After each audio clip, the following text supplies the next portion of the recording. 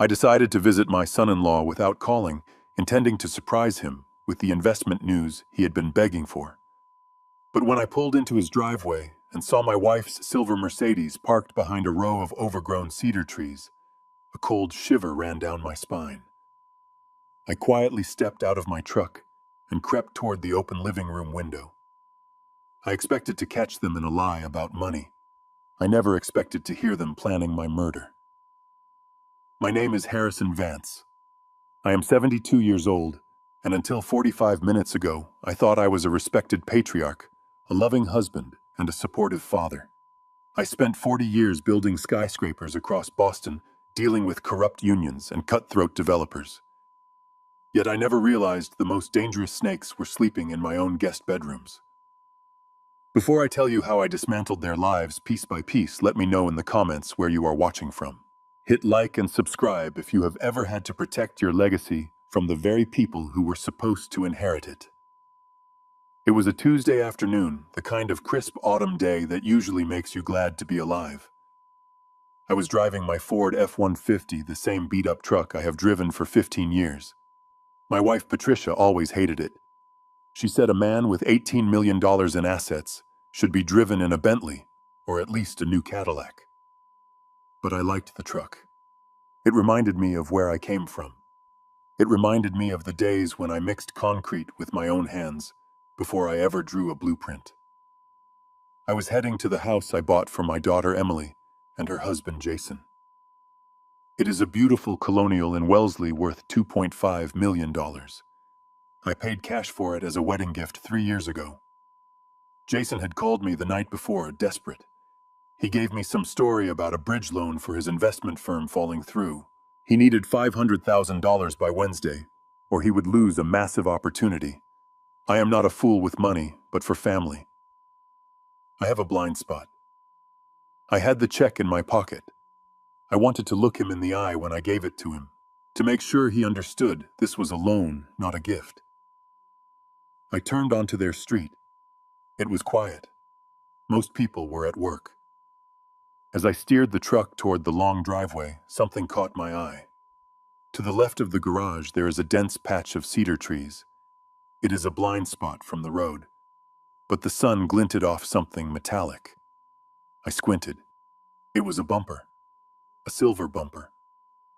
I stopped the truck halfway up the drive and killed the engine. I knew that car. It was the 2024 Mercedes S-Class I bought Patricia for her 60th birthday just last month. My heart started thumping a strange, irregular rhythm against my ribs. Patricia had told me this morning, while kissing my cheek, that she was spending the entire day at a holistic spa in Connecticut. She said she would not be back until late.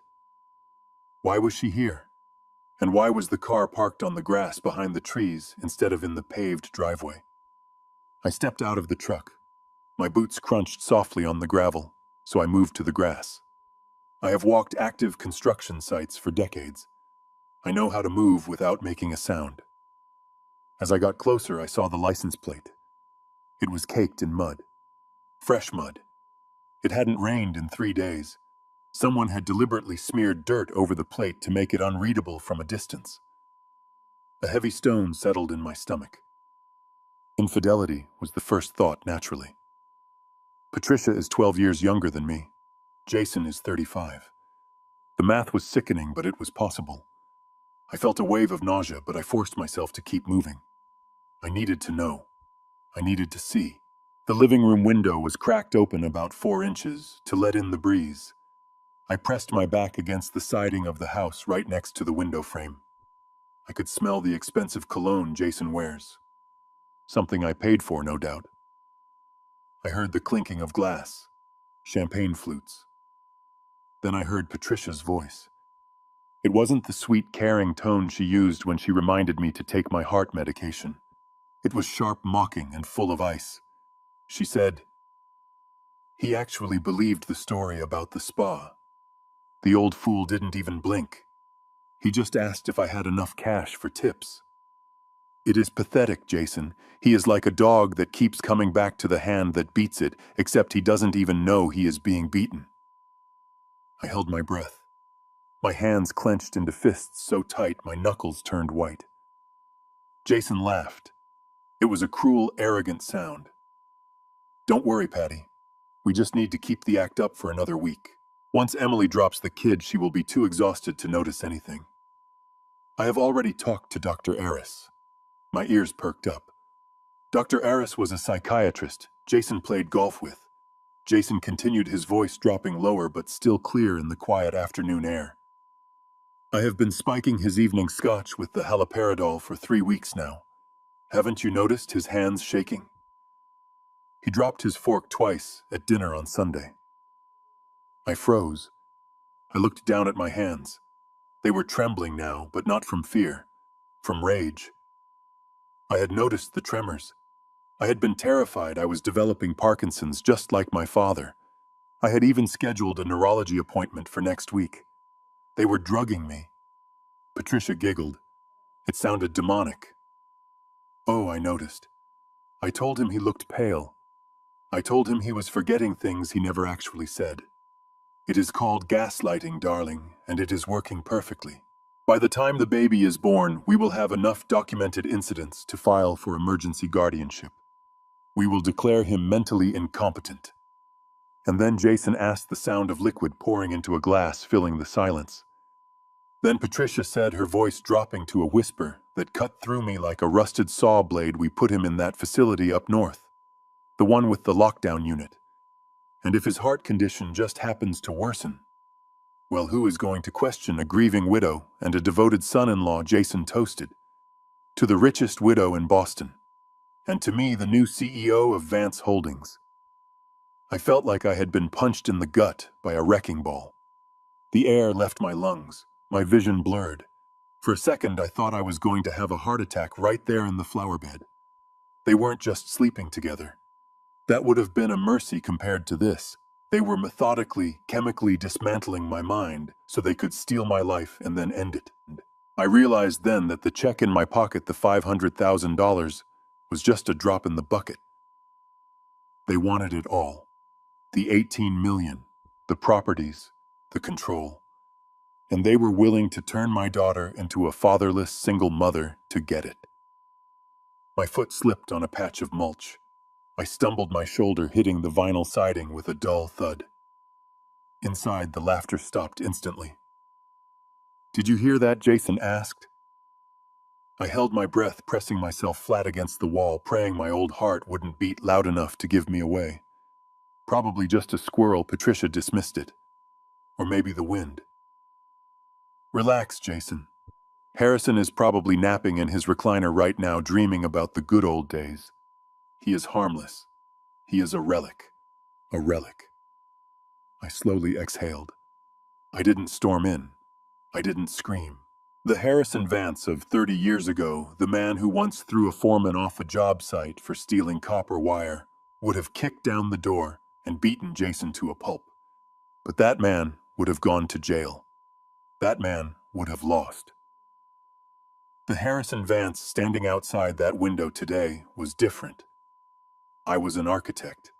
I knew that if you want to bring down a building, you don't swing a sledgehammer at the walls. You find the structural weakness in the foundation, and you plant explosives where no one can see them until the dust clears. I carefully, agonizingly, slowly retraced my steps. I walked backward across the grass until I reached the gravel. I opened the truck door, holding the handle so it wouldn't click. I pushed the truck into neutral and let it roll down the driveway, gravity doing the work, until I was 50 yards down the street. Only then did I turn the key. As the engine roared to life, I looked in the rearview mirror. I saw the house I had bought with my sweat and blood. It looked the same as it did an hour ago, stately, welcoming, pristine. But now I knew it was a nest of vipers. I looked at my reflection in the mirror. My face was pale. My eyes were red-rimmed. But the shaking in my hands had stopped. A cold calm had washed over me. It was the calm of a man who has nothing left to lose and everything to avenge. Patricia thought I was a relic. Jason thought I was a clueless old man ready for the slaughterhouse. They thought they were writing the final chapter of my life. I put the truck in gear and pulled away, leaving the check for $500,000 untouched in my pocket. They were wrong. This wasn't the end of my story. It was the beginning of theirs, and it was going to be a tragedy. I drove straight to the only place I knew was safe. Not the police station, not my home. I drove to the bank. If they wanted a war over assets, I would show them what a hostile takeover really looked like. But first, I needed to know exactly how much poison was in my blood. I needed proof, because when I strike, I don't miss. The house was dark when I finally pulled into the garage, but the silence that usually brought me peace now felt heavy like the air before a thunderstorm. I walked into the kitchen, the granite countertops gleaming under the under-cabinet lighting I had installed myself just last year.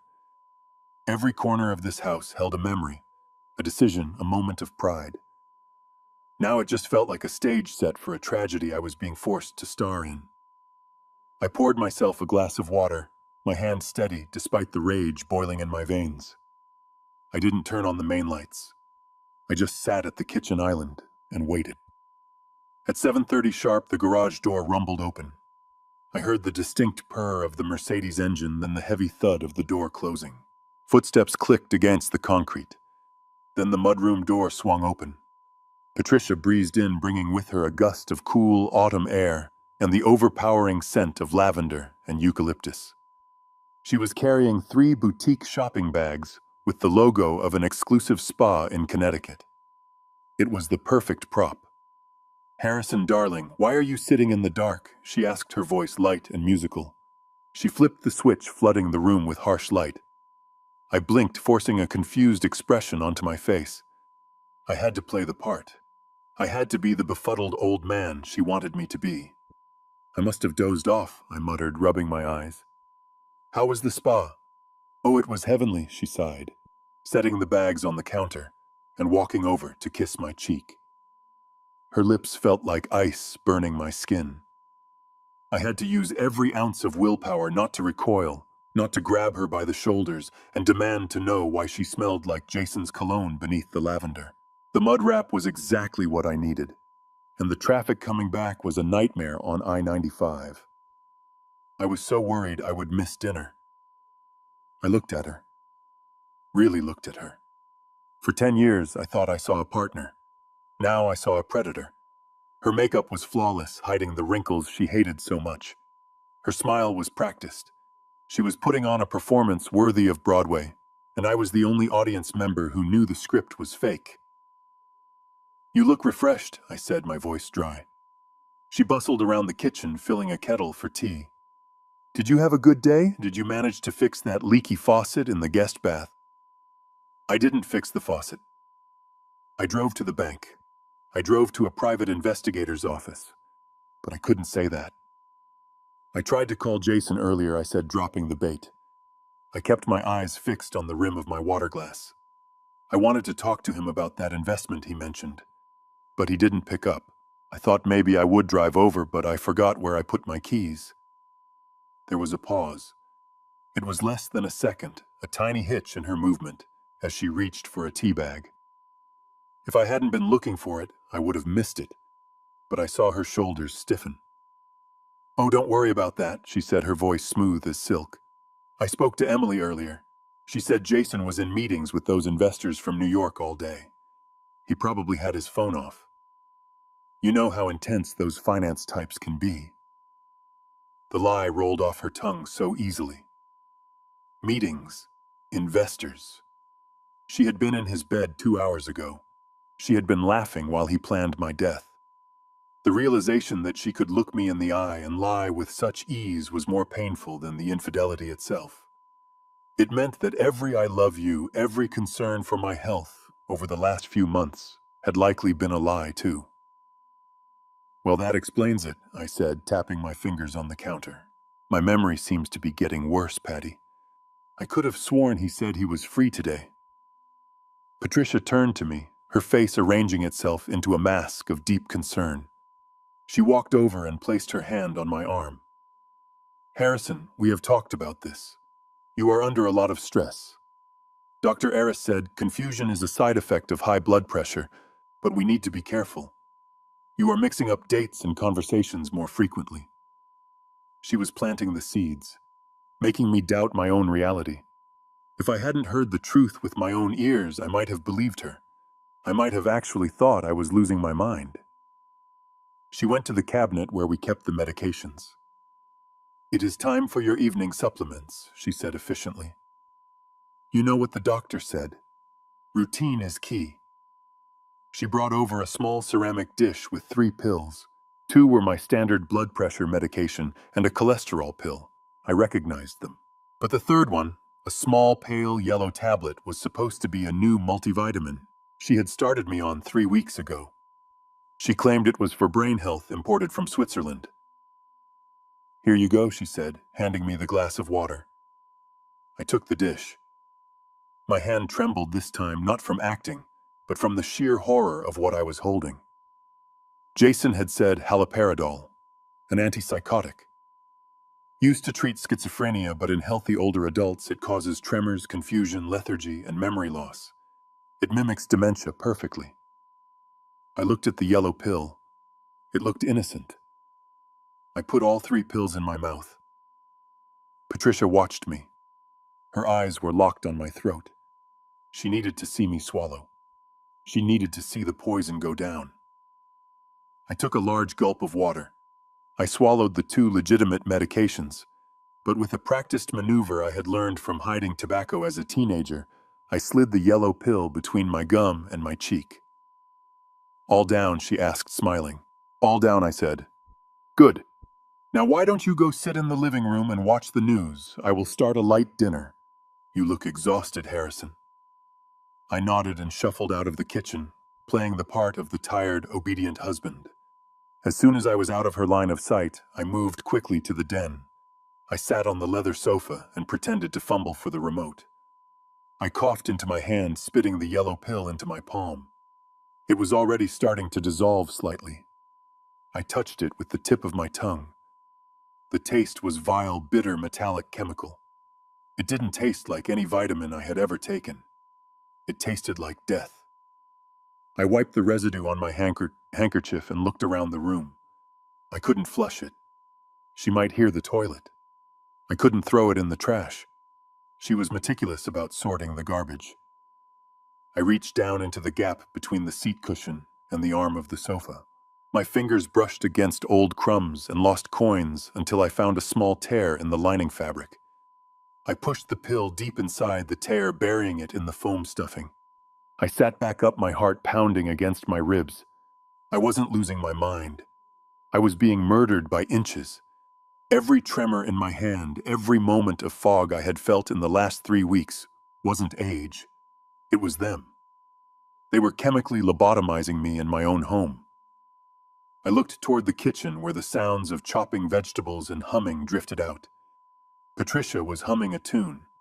She was happy. She thought the plan was working. She thought the old man was fading away day by day, pill by pill. I gripped the armrest of the sofa. The anger that had been a hot fire in my chest cooled down into something harder, sharper. I wasn't going to just survive this. I was going to turn their weapon against them. Tomorrow I wouldn't just be visiting the bank. I would be visiting a lab.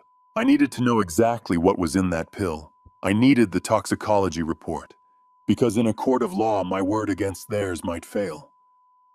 But science doesn't lie. I turned on the television, the volume low. I sat there in the flickering light, listening to my wife cook dinner, knowing that every plate she served me from now on was a potential death sentence. But I would eat. I would smile. I would take the pills and hide them. I would play the game better than they ever could. Because now I knew the rules, and I knew that in this game the loser doesn't just lose money, the loser loses everything. Sunday arrived with the sky the color of a bruised plum, casting a gray pallor over the dining room that matched the feeling in my gut. This was the weekly ritual, the Sunday family dinner that used to be the highlight of my week. Now, as I adjusted the cuffs of my shirt and checked my reflection in the hallway mirror, I felt like a soldier preparing to walk into a minefield without a metal detector.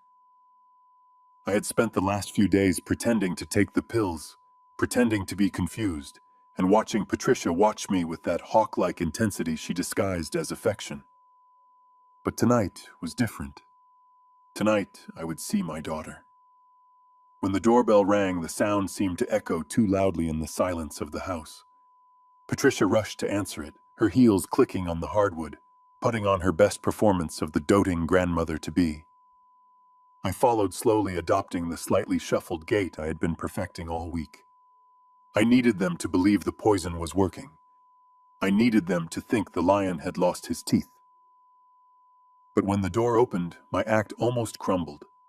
Jason walked in first, radiating a sickening kind of vitality. He was wearing a crisp white Oxford shirt and navy chinos, looking every inch the successful son-in-law he pretended to be. He flashed that bright, predatory smile at Patricia and leaned in to kiss her cheek, lingering just a fraction of a second too long for propriety. But I didn't care about Jason. My eyes went straight to the person behind him. Emily. My beautiful, vibrant daughter, who used to run marathons and debate politics with me until 2 in the morning, looked like a walking corpse. She was 7 months pregnant, but instead of the glow everyone talks about, her skin was the color of parchment. Her eyes, usually a sharp, intelligent hazel, were dull and glassy, surrounded by dark circles that looked like bruises. She didn't walk. She shuffled, her movements heavy and uncoordinated. "Hi, Dad," she whispered. Her voice was thin, brittle. I wanted to rush forward and wrap her in my arms. I wanted to shake Jason until his teeth rattled and demand to know what he had done to her. But I couldn't. Not yet. If I broke character now, we would both lose. "Hello, sweetheart," I said, keeping my voice steady, but injecting a note of frailty into it. "You look tired." Jason stepped between us, placing a possessive hand on the small of her back. He squeezed, and I saw Emily flinch. "She is just exhausted, Harrison." Jason said, his voice loud and condescending. "The doctor said the 3rd trimester is tough. Plus her hormones are all over the place. She has been having some pretty severe mood swings, haven't you, Em?" Emily didn't answer. She just stared at the floor and nodded mechanically. We moved to the dining room. The table was set with Patricia's best china, the silver gleaming under the chandelier. It was a grotesque tableau of domestic perfection. Patricia sat at the foot of the table. I took the head, and Jason and Emily sat on either side. Dinner was a roast, but to me, it tasted like sawdust. The conversation was led entirely by Jason and Patricia, who bounced topics back and forth like a tennis ball, purposefully excluding Emily and treating me like a child. So Harrison, Jason said, cutting into a piece of meat with surgical precision. "Patricia tells me you lost your keys again yesterday. That is the 3rd time this month, isn't it?" I gripped my fork. I hadn't lost my keys. Patricia had hidden them in the freezer, and then magically found them later. "I suppose so," I muttered. "My mind isn't what it used to be." Jason smirked and took a sip of his wine. "You really should be more careful. We wouldn't want you wandering off and getting lost. It is becoming a safety issue." I decided to test the waters. I cleared my throat and looked at Emily, desperate to make a connection. "You know, Emily, being here reminds me of the time we went to Cape Cod when you were 10. Do you remember? We built that massive sandcastle and you insisted on digging a moat that reached the ocean. You were so determined. You stood there for hours with your little yellow bucket." I saw a flicker of something in Emily's eyes. A spark of memory. A tiny bit of the old Emily trying to break through the fog. "I remember," she said softly. "The tide came in and—" "Dad, stop!" Jason interrupted, slamming his glass down on the table. The noise made Emily jump. She shrank back into her chair. "What?" I asked, feigning confusion. "You have told us that story 3 times already since we sat down," Jason said, shaking his head with exaggerated exasperation. "It is getting painful to watch." I stared at him. I had not told that story. I had barely spoken 10 words since the appetizers. I did," I stammered, looking at Patricia. Patricia reached out and patted my hand, her face a mask of pity that made my stomach turn. Yes, darling. You told us about the sandcastle right before the salad, and then again when I brought out the roast. It is okay. We know you don't mean to repeat yourself. I looked at Emily. She was looking at me with a mixture of fear and confusion. The spark in her eyes was gone, replaced by the dull acceptance of a lie. She believed them. They had gaslighted her so thoroughly that she couldn't trust her own memory of the last 20 minutes. I am sorry, I whispered, looking down at my plate. I didn't realize. It is okay, Dad, Emily said, her voice trembling. Maybe you should see that specialist Jason talked about. Hearing my own daughter suggest I was losing my mind was a dagger to the heart. But I noticed something else. Next to Emily's plate was a tall glass of freshly squeezed orange juice. It was the only non-alcoholic drink on the table. Patricia had made a big show of pouring it for her earlier. Drink up, Emma, Jason said, noticing my gaze. You need the vitamin C. Doctor, Eris was very specific about your nutrition. Dr. Eris, the psychiatrist, the man who was helping them poison me. If he was involved in Emily's nutrition, that juice was as toxic as the pills in my sofa. I am not thirsty, Emily murmured. Drink it, Jason said. His voice dropped an octave. It wasn't a suggestion anymore. It was an order. For the baby. Emily's hand reached for the glass. Her fingers were shaking. I couldn't let her drink it. I didn't know what was in it, sedatives, hallucinogens, or something worse, but I knew I had to stop it. I needed a distraction. A big one. I reached for the bottle of Cabernet Sauvignon to refill my glass. As my hand passed over Jason's side of the table, I deliberately allowed my arm to spasm. It was a violent, jerky movement, exactly like the side effect of the drug they thought I was taking. My hand struck Jason's wine glass. The goblet tipped over, sending a tidal wave of dark red liquid cascading onto Jason's pristine white shirt and lap. Damn it, Jason yelled, jumping up and knocking his chair back. You clumsy old fool! Look what you did! Chaos erupted. Patricia gasped and jumped up, grabbing napkins. Oh, Harrison, be careful. I am so sorry, I stammered, standing up and moving around the table towards them, acting flustered. My hand. It just slipped. Jason was busy wiping his pants, swearing under his breath, his charming mask completely gone. Patricia was fussing over him. No one was looking at Emily. This was my chance. I grabbed a napkin and moved to Emily's side, pretending to check if any wine had splashed on her. I leaned in close, my face inches from her ear, sheltered from the others by the high back of her chair. I dropped the act. My voice was low, sharp, and lucid. Do not drink the orange juice, I whispered. It is drugged. They are lying to you, Emily. I am not sick. Trust me. I pulled back instantly, terrified I had been too bold. Emily turned her head slowly to look at me. I waited for a nod, a squeeze of the hand, a sign that she understood. But what I saw froze my blood. She looked at me with absolute terror. She didn't see a father trying to save her. She saw a delusional old man whispering conspiracy theories. She saw the person Jason had warned her about. Dad. She whispered, her voice trembling with tears. You are scaring me. Please stop. Jason looked up and his face red with anger. What did you say to her, Uthing? I said, raising my hands in surrender, stepping back into the role of the confused senior. I didn't want the wine to ruin her dress. Jason glared at me, then looked at Emily. He walked over, placed a hand on her shoulder, and pushed the glass of orange juice closer to her. It is okay, babe, he said, his eyes locking onto mine with a cold challenge. Your dad is just having a bad night. Drink your juice, it will help you calm down. Emily looked at me one last time, tears spilling down her cheeks. Then she looked at Jason. The fear in her eyes shifted to submission.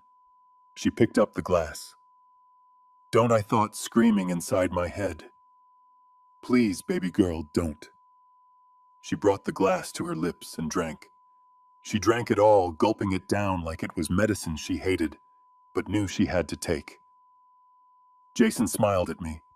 It was the smile of a man who knew he had won.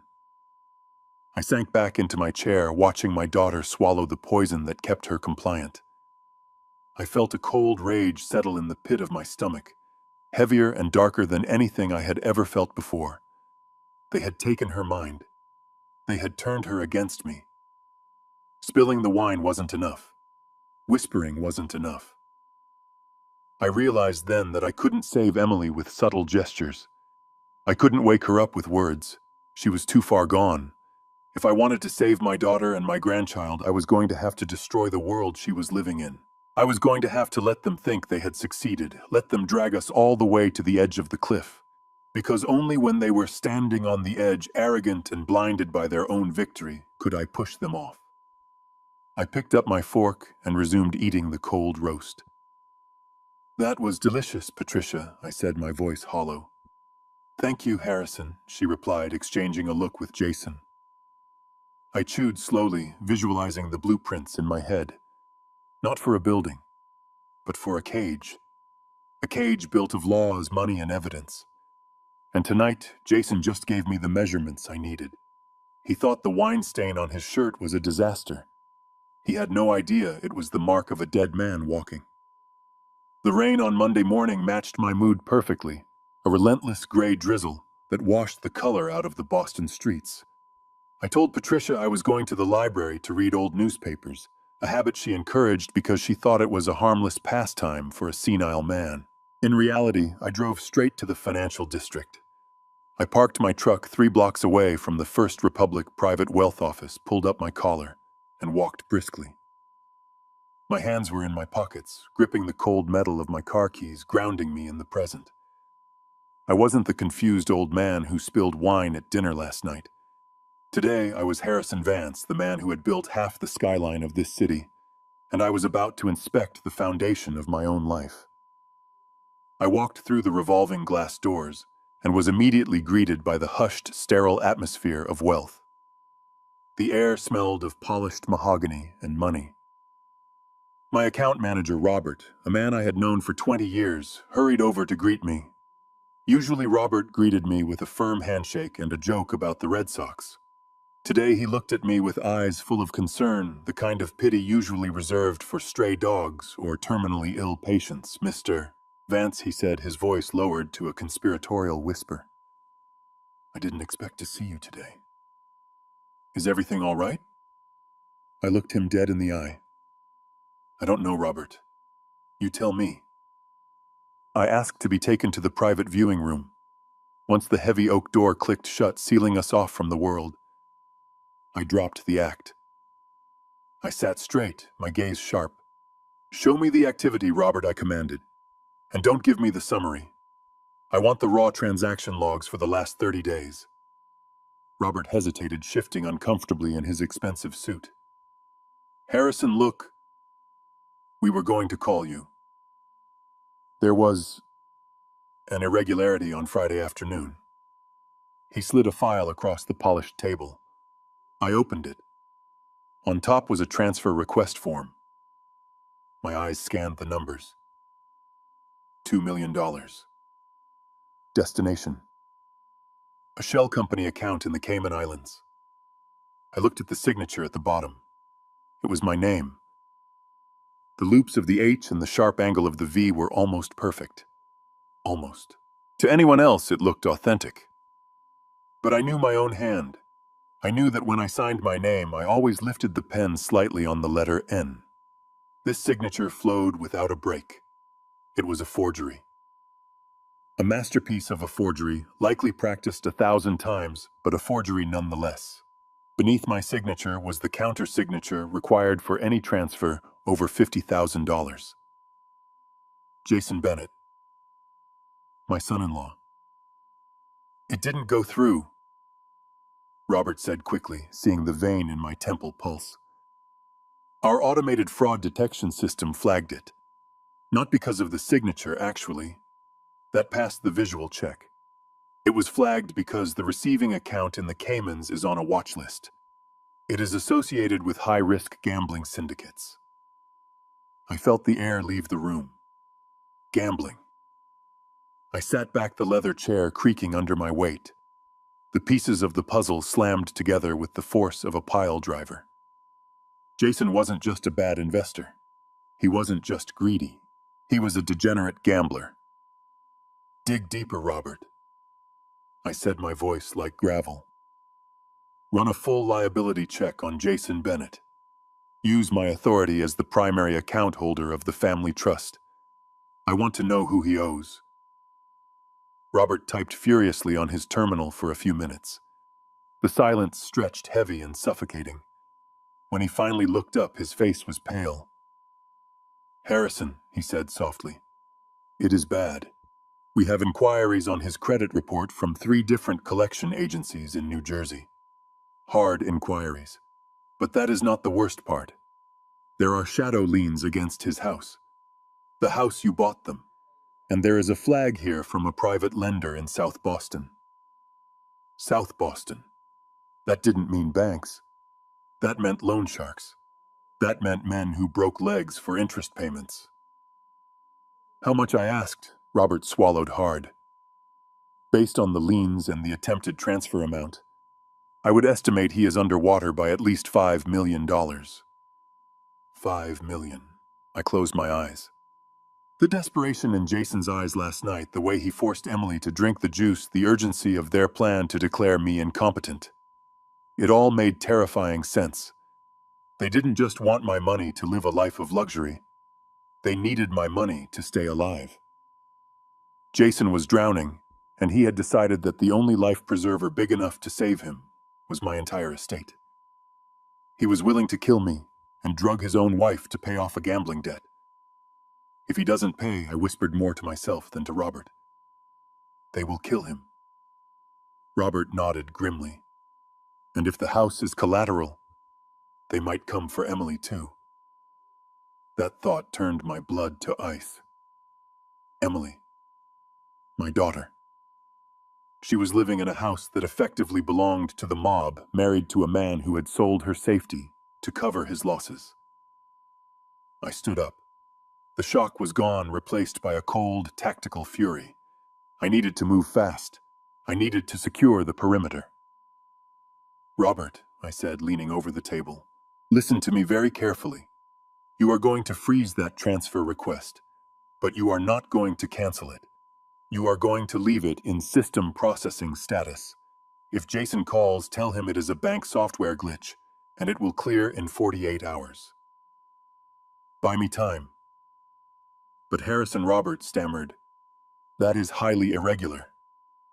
Do it, I snapped, or I will move every cent I have to Chase Manhattan by noon. Robert nodded, terrified. I will handle it. Now I continued. I need cash, untraceable bills, $50,000. Robert didn't ask why. He simply made the call. 10 minutes later, I walked out of the bank with a heavy canvas envelope tucked inside my coat. The weight of it pressed against my ribs, a reminder that in this world, money was ammunition. I didn't go home. I drove to a nondescript office building in the industrial district, sandwiched between an auto body shop and a defunct printing press. I climbed the stairs to the 2nd floor and knocked on a door with frosted glass that simply read, Miller Investigations. Miller was an ex-cop I had used years ago to check out contractors. He was cynical, expensive, and discreet. He looked up from his desk as I walked in, his eyes narrowing at the envelope in my hand. I need a job done, Miller, I said, throwing the envelope onto his desk. The cash made a solid thud. And I need it done today. Who is the target? Miller asked, reaching for the envelope. I am, I said. He paused, his hand hovering over the money. Excuse me, I need you to bug my house, I explained, my voice steady. Every room, especially the kitchen and the master bedroom. Audio and video, high definition. And I need a remote feed accessible only from my phone. I want to know when a pin drops in that house. Miller opened the envelope and thumbed through the stack of hundreds. He whistled low. Domestic trouble. You could say that, I replied. My wife and son-in-law are planning to commit me. I need them on tape. I need everything. Miller nodded, tucking the money into a drawer. I can have a crew there in an hour. We will look like a pest control company. Tent the place for termites. No, I said. They will be suspicious. Make it a cable company. Patricia called about the internet being slow last week. Show up, say you are upgrading the fiber optics. She will let you in. She loves anything that sounds like an upgrade. Done, Miller said. You want us to bug the daughter's house too? No, I said quickly. Too risky. Jason is paranoid. Just my house, they feel safe there. They talk freely there. That is where they will hang themselves. I left Miller's office and got back into my truck. The rain was coming down harder now, drumming a chaotic rhythm on the roof. I gripped the steering wheel, my knuckles white. I had confirmed the motive. I had funded the surveillance. Now I had to go back into the lion's den. I had to go home, sit on that sofa, take their poison pills, and wait for them to say the words that would send them to prison for the rest of their lives. I checked my watch. It was noon. Jason would be calling the bank soon, screaming about the delay. He would be panicked. And a panicked man makes mistakes. I started the engine. I was coming for them. And they wouldn't hear me until the trap snapped shut. I sat in the sterile, white-walled examination room of a private toxicology lab in downtown Boston, tapping my foot against the linoleum floor. The fluorescent lights hummed with a low, irritating buzz that seemed to drill directly into my skull. In my pocket, inside a small plastic bag, was the yellow pill I had salvaged from the sofa cushion. To anyone else, it looked like a harmless vitamin, a symbol of a wife's care for her aging husband.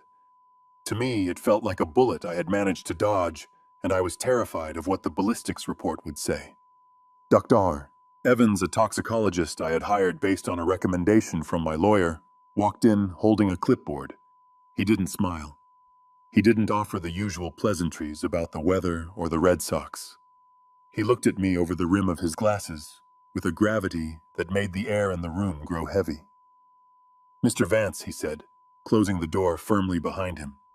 We ran the mass spectrometry on the sample you provided. You were right to be suspicious. This is not a multivitamin. It isn't a supplement from Switzerland, and it certainly isn't for brain health. I gripped the armrests of the chair, bracing myself. What is it, doctor? It is haloperidol, he said, the words hanging in the air like smoke. And not a standard dose. This is a high-potency concentration typically used for acute psychiatric wards to sedate violent patients. I felt the blood drain from my face. Haloperidol. I knew the name, but hearing it confirmed was like a physical blow.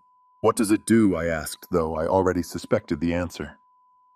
Dr. Evans pulled up a chart on his tablet and turned it towards me. In a healthy 72-year-old man with no history of psychosis, this drug is a wrecking ball. The side effects include severe motor tremors, muscle rigidity, lethargy, and mental confusion. It causes what we call drug-induced Parkinsonism. But the psychological effects are worse. It creates a fog. You would lose your short-term memory. You would have trouble forming sentences. You would become docile, easily manipulated, and eventually you would exhibit symptoms indistinguishable from advanced dementia. I stared at the floor. My hands were shaking again, but this time it was pure rage. The tremors I had felt over the last 3 weeks, the times I had dropped my fork, the moments I couldn't remember where I put my glasses, it wasn't age. It wasn't my body failing me. It was Patricia. Every night she had kissed my cheek, handed me a glass of water, and poisoned me. She was chemically stripping away my dignity, my mind, and my autonomy, all while smiling and calling me darling. If I had kept taking these, I whispered, my voice raspy. What would have happened? Dr. Evans took off his glasses and rubbed the bridge of his nose. If you had continued at this dosage for another month, the neurological damage could have been permanent. You would have been catatonic. You would have been exactly where they wanted you, in a long-term care facility, unable to speak, unable to object to a power of attorney transfer. Mr. Vance, this is not just malpractice. This is attempted murder by pharmaceutical means. I took the report from his hand. The paper felt heavy, like a death warrant I had miraculously survived. Thank you, doctor, I said, standing up. My legs felt strong. My mind was clear. I needed this. I walked out of the clinic and into the cold drizzle of the parking lot. I climbed into my truck, tossed the report onto the passenger seat, and just sat there for a moment, gripping the steering wheel until my knuckles turned white. I wanted to scream. I wanted to drive straight home and tear the house down brick by brick. But I couldn't. Not yet. I had the medical proof, but I needed to know the full extent of the rot. My phone buzzed in my pocket, vibrating against my leg like a warning. It was a notification from the app connected to the listening devices Miller had installed yesterday. Motion detected. Living room, I frowned. Patricia was supposed to be at a charity luncheon. I unlocked my phone, opened the app, and put on my earbuds. The audio feed crackled to life, crystal clear. At first I heard sobbing, a low, wretched sound that twisted my gut. It was Emily. Then I heard Jason's voice. It was smooth, cold, and utterly devoid of humanity. Stop crying, Emily. It is pathetic. You are stressing the baby, and if you stress the baby, you are stressing me. I can't do it. Jason, Emily sobbed. I can't sign this. You are asking me to give up my rights. You are asking me to let you make all the decisions for the baby. Why we are married. Why do we need a contract? I leaned closer to the phone, my heart hammering against my ribs. Because Emily, Jason said, his voice dropping to a menacing whisper. We have to be realistic. Look at your father. Look at him. He is losing his mind. He is violent. He is unpredictable. He is not violent, Emily cried out. He spilled some wine. He is just old. He is crazy. Emily, Jason shouted, the volume spiking in my ear. And you know what the doctors say, it is genetic. It runs in the blood. You have been emotional lately. You have been seeing things. You have been paranoid. Just like him. No, Emily whimpered. No, I am fine. Are you? Jason sneered. You forgot to turn off the oven yesterday. You lost your car keys twice last week. Does that sound familiar? It starts with forgetfulness. Emily. Then comes the confusion. Then the madness. If you don't sign this paper giving me full guardianship of the child in case of your incapacity, then I will have no choice. No choice but what Emily asked, her voice trembling with terror. To have you evaluated, Jason said calmly, just like we are doing with your dad.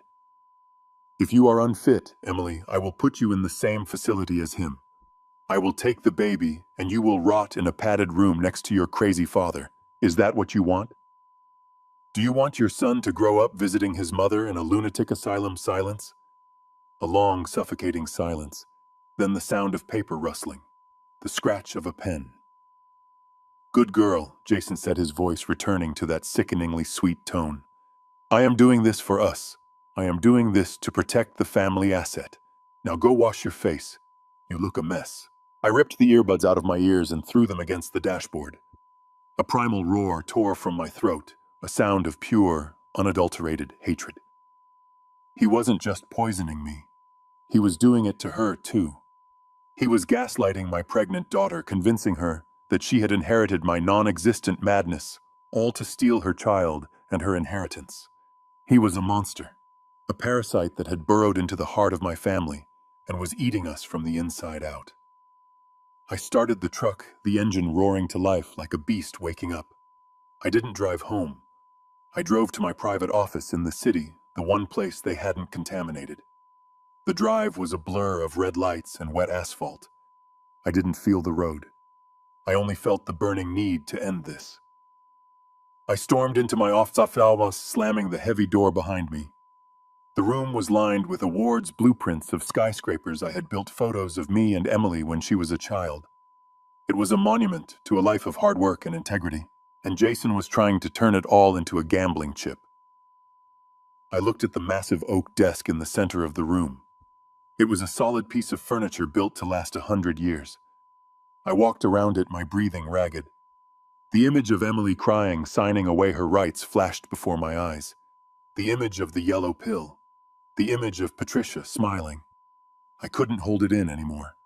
I clenched my fist, winding back, and with every ounce of strength in my 72-year-old body, I punched the center of the desk. Crack! Pain exploded up my arm, sharp and electric. My knuckles split.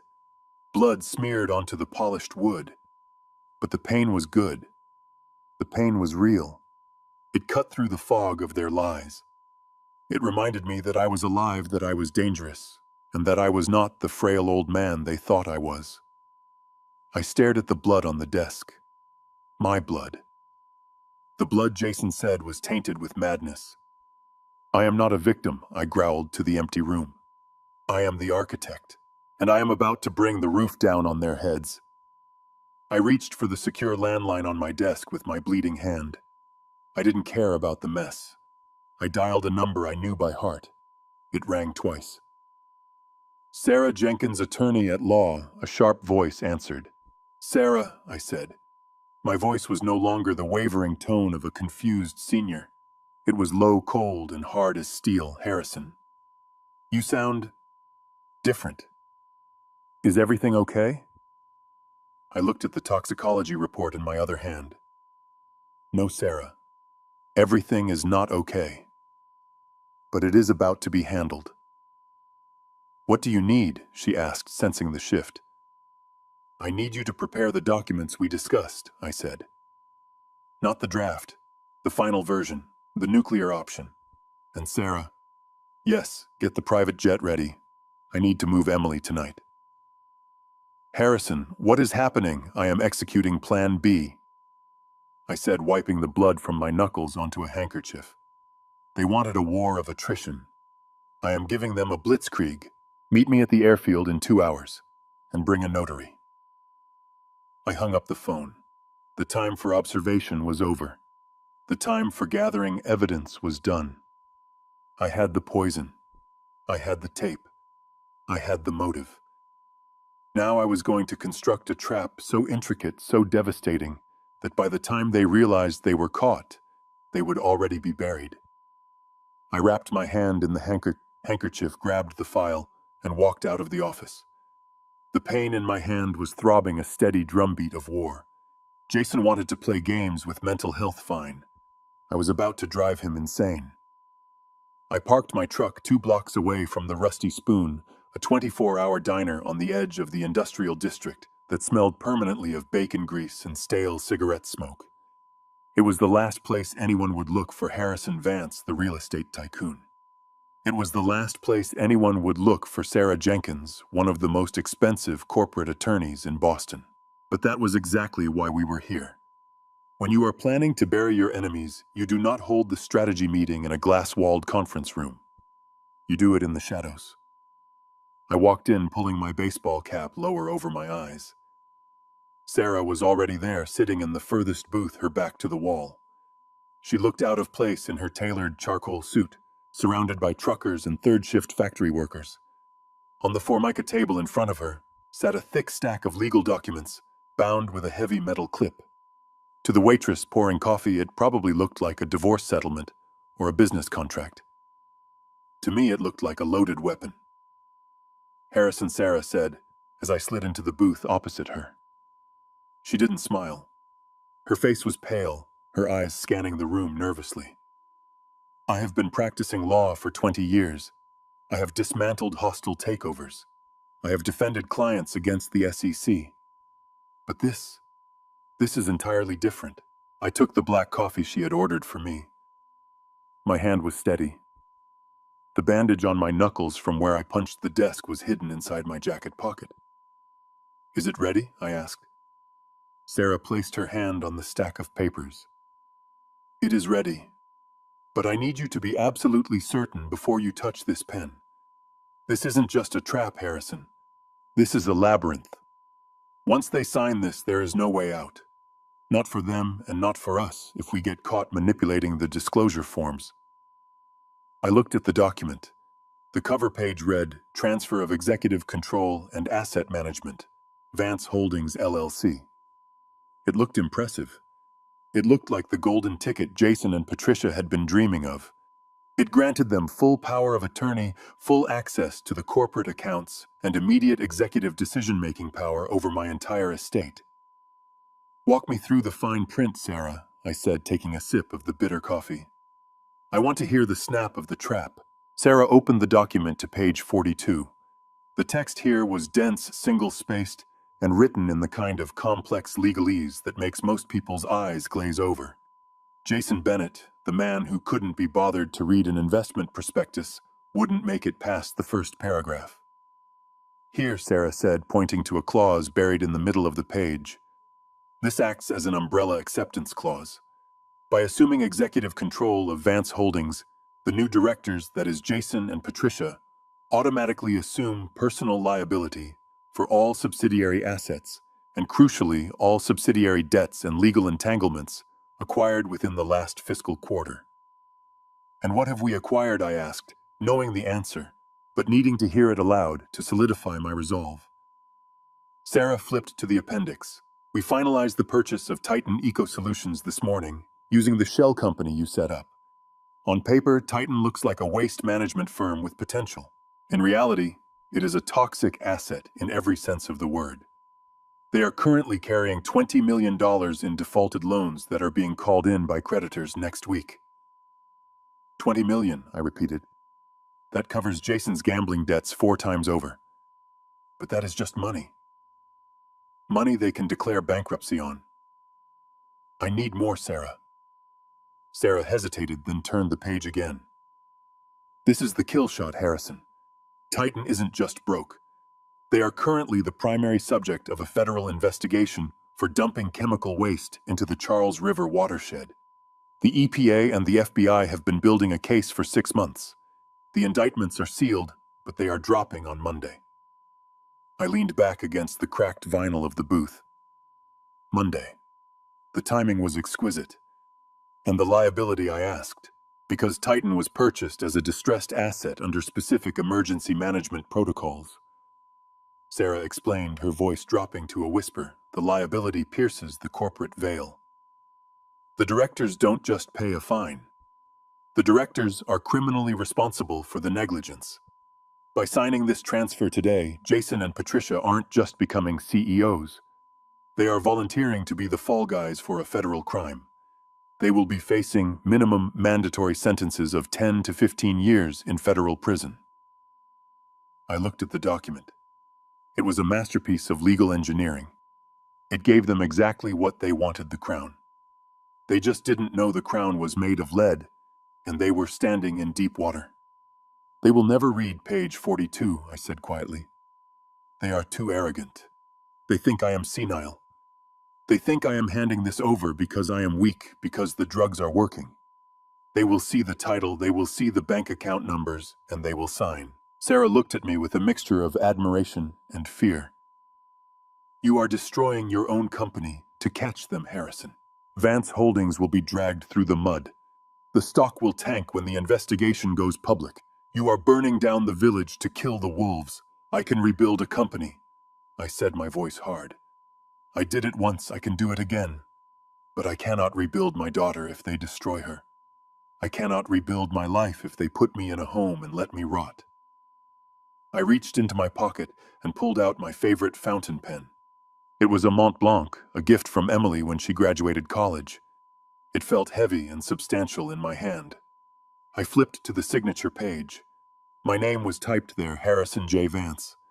Below it was a blank line waiting for my surrender. Sarah watched me holding her breath. This is the point of no return. I looked at the paper. I thought about the orange juice glass in Emily's shaking hand. I thought about the yellow pill hidden in my sofa. I thought about Jason's laugh as he planned my funeral. I uncapped the pen. The nib gleamed under the harsh diner lights. I didn't tremble. I didn't hesitate. I signed my name with a flourish, the blue ink flowing smoothly onto the white paper. But I didn't sign it with the shaky, weak signature of a dying man. I signed it with the bold, aggressive stroke of the architect who had reshaped the city skyline. I closed the folder and slid it back across the table to Sarah. "Pack it up," I said. "Put it in the official binder. Make it look like the keys Shamis to the kingdom." Sarah put the document into her briefcase and clicked the locks shut. The sound was like a gunshot in the quiet diner. "What happens now?" she asked. "Now," I said, standing up and throwing a $20 bill on the table for the coffee. "Now I go home. I call a family meeting. I play the part of the defeated old man one last time. I hand them the rope, Sarah, and I watch them tie the noose around their own necks." I walked toward the door feeling lighter than I had in weeks. The fear was gone. The uncertainty was gone. All that was left was the cold, mathematical certainty of cause and effect. "Let them think they have won," I whispered to the night air as I stepped out into the parking lot. "Let them pop the champagne. Let them plan their vacations. Because the higher they climb, the harder they fall. And I am going to be there to watch them hit the ground." The living room was staged perfectly for a surrender. I had asked Patricia to light a fire in the hearth, complaining that my bones felt cold, a symptom of the withdrawal I was genuinely feeling as my body purged the last of the poison. But the chill in the room had nothing to do with the temperature. It was the icy anticipation of two predators waiting for their prey to finally stop kicking. I sat in my favorite leather wingback chair, a blanket draped over my legs, my hands resting on the head of my cane. I made sure they trembled visibly. It wasn't hard. The adrenaline coursing through my system was making my heart race like a piston engine, but I channeled all that energy into the performance of a lifetime. When the doorbell rang, Patricia practically leaped from the sofa to answer it. She ushered Sarah in with a warmth that was as fake as the pearls around her neck. Sarah played her part flawlessly. She walked in with the heavy leather binder tucked under her arm, her face a mask of professional solemnity. She didn't look at me with pity or conspiracy. She looked at me like a lawyer witnessing the end of an era. "Good evening, everyone," Sarah said, placing the binder on the coffee table with a heavy thud. The sound seemed to suck the air out of the room. "I have prepared the documents as requested by Mr. Vance." Jason was standing by the fireplace, nursing a scotch. He looked impatient, checking his watch every 30 seconds. He knew the transfer from the bank was still stuck, and his creditors were likely breathing down his neck. He needed this signature, like a drowning man needs air. "Let's get on with it," Jason said, taking a sip of his drink. "Harrison needs his rest." I cleared my throat, a dry, rattling sound that made Patricia wince. I looked around the room, letting my gaze drift unfocused for a moment, before landing on them. "I am tired," I whispered, letting my voice crack. "I tried to open the safe this morning to get my watch, the one my father gave me. I couldn't remember the combination. I stood there for 20 minutes, and I just couldn't remember the numbers." Patricia sat on the arm of my chair, placing a hand on my shoulder. "It is okay, Harrison. That is why we are doing this. So you don't have to worry about those things anymore." I nodded slowly, looking down at my shaking hands. "You are right. I built this company from nothing. I built this family. But I can't hold it up anymore. The weight, it is too heavy." I looked at Jason. He was leaning forward now, his eyes hungry. "I want to give it to you," I said, gesturing vaguely at the binder. "All of it. The company, the accounts, the decisions. I just want to sit here and watch the fire. I just want peace." Sarah opened the binder. The pages were crisp and white dense with legal jargon. She flipped past the first few pages, the ones that outlined the general transfer of power, and stopped at the signature page. But before she turned the binder toward them, she paused. I must advise you both, Sarah said, looking strictly at Jason and Patricia. This is a total transfer of executive liability. By signing this, you are assuming full legal and financial responsibility for Vance Holdings and all its current subsidiaries. You are not just inheriting the assets. You are inheriting the operational reality of the business as it stands today. Do you understand? Jason laughed a short barking sound. We know how business works, Sarah. We don't need a lecture. We are ready to take the reins. He didn't ask what the current subsidiaries were. He didn't ask about the operational reality. He didn't ask to read the due diligence reports that were tabbed in red at the back of the binder. He just saw the finish line. Patricia was equally eager. She reached for the gold pen Sarah had placed on the table. Of course we understand. We just want to do what is best for Harrison. Then please, Sarah said, sliding the binder toward them. Sign here as the new directors. Jason put his glass down and practically snatched the pen from Patricia's hand. He didn't even sit down. He bent over the coffee table, scribbling his signature with a violent, jagged energy. He pressed so hard I thought he might tear the paper. There, he said, straightening up and handing the pen to Patricia. Your turn, Patty. Patricia sat down and signed with a flourish, her signature looping and elegant, right next to his. She looked up at me as she capped the pen, a smile playing on her lips that didn't reach her eyes. It is done, she said softly.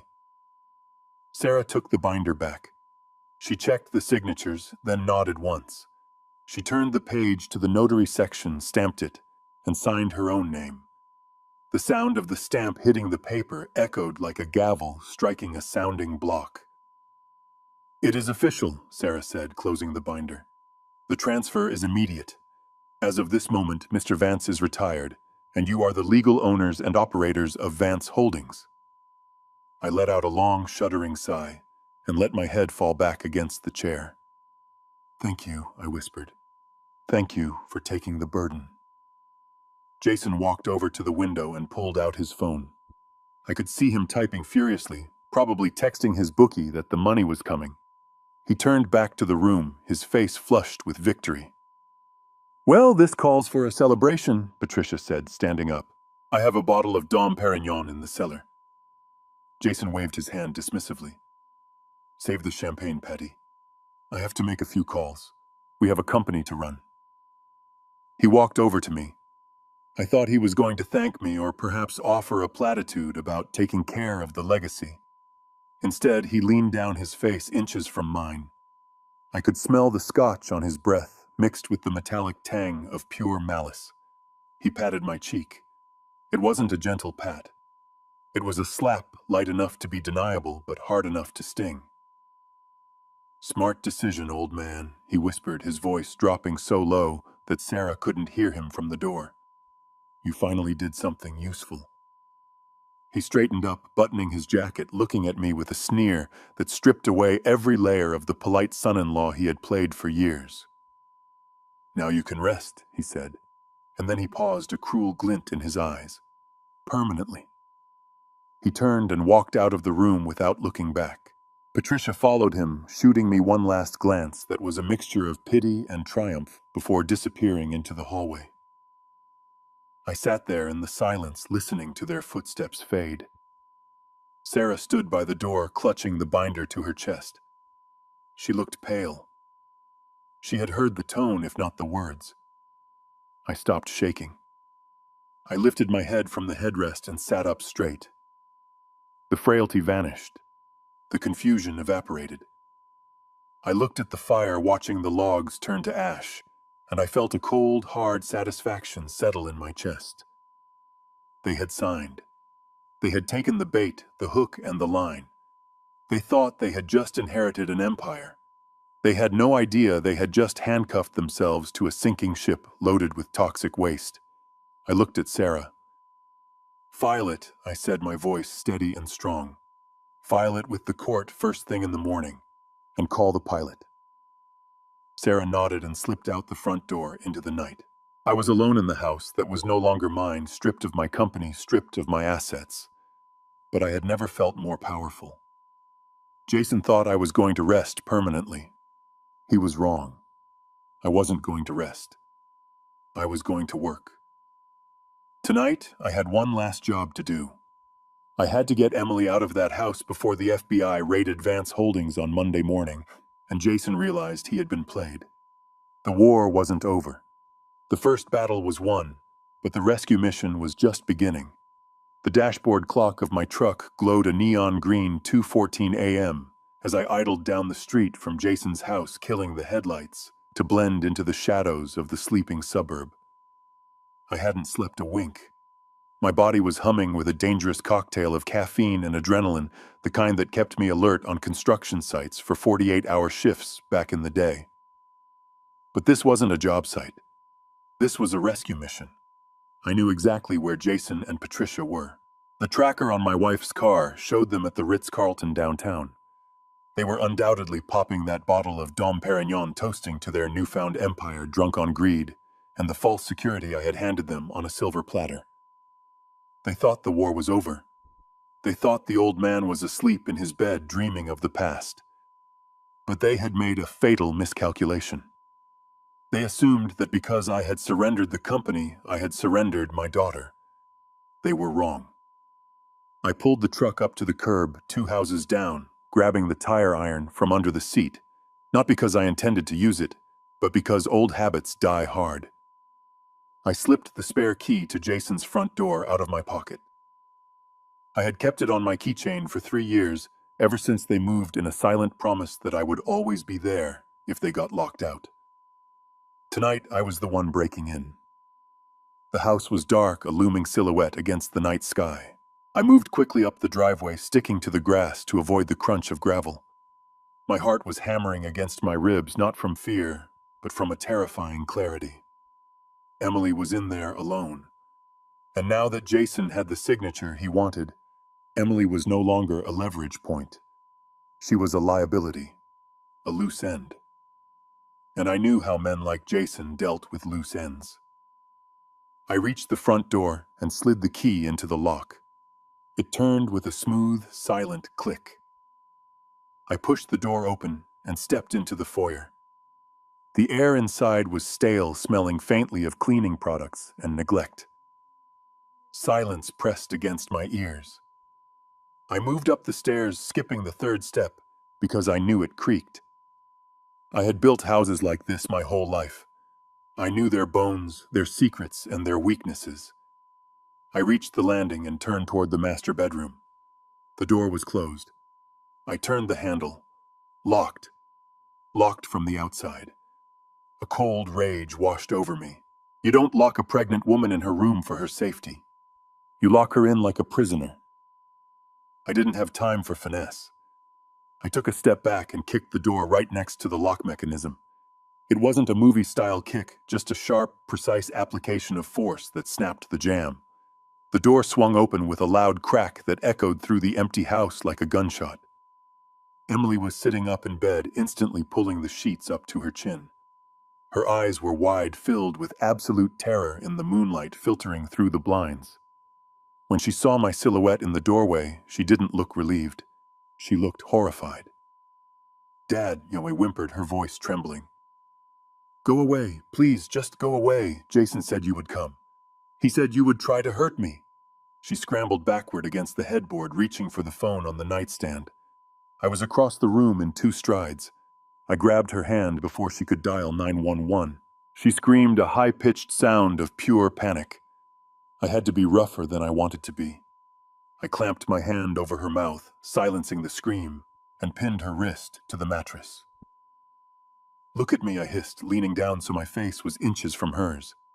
"Look at my eyes." "Emily."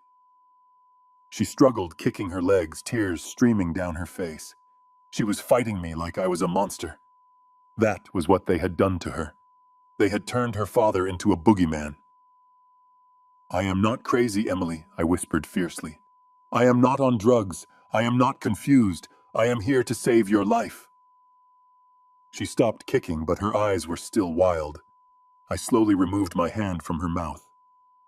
"He said you would say that," she sobbed, her body shaking violently. "He said the mania makes you paranoid. He said you would try to kidnap me. I pulled my phone out of my pocket. My hands were steady. I am not going to argue with you, I said, my voice dropping to a calm, commanding tone. I am going to show you.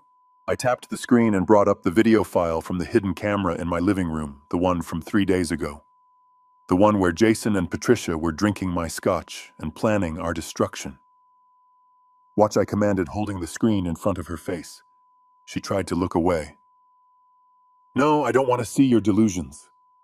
Watch it, I roared, a flash of the old Harrison Vance, the man who commanded respect from ironworkers and city planners alike.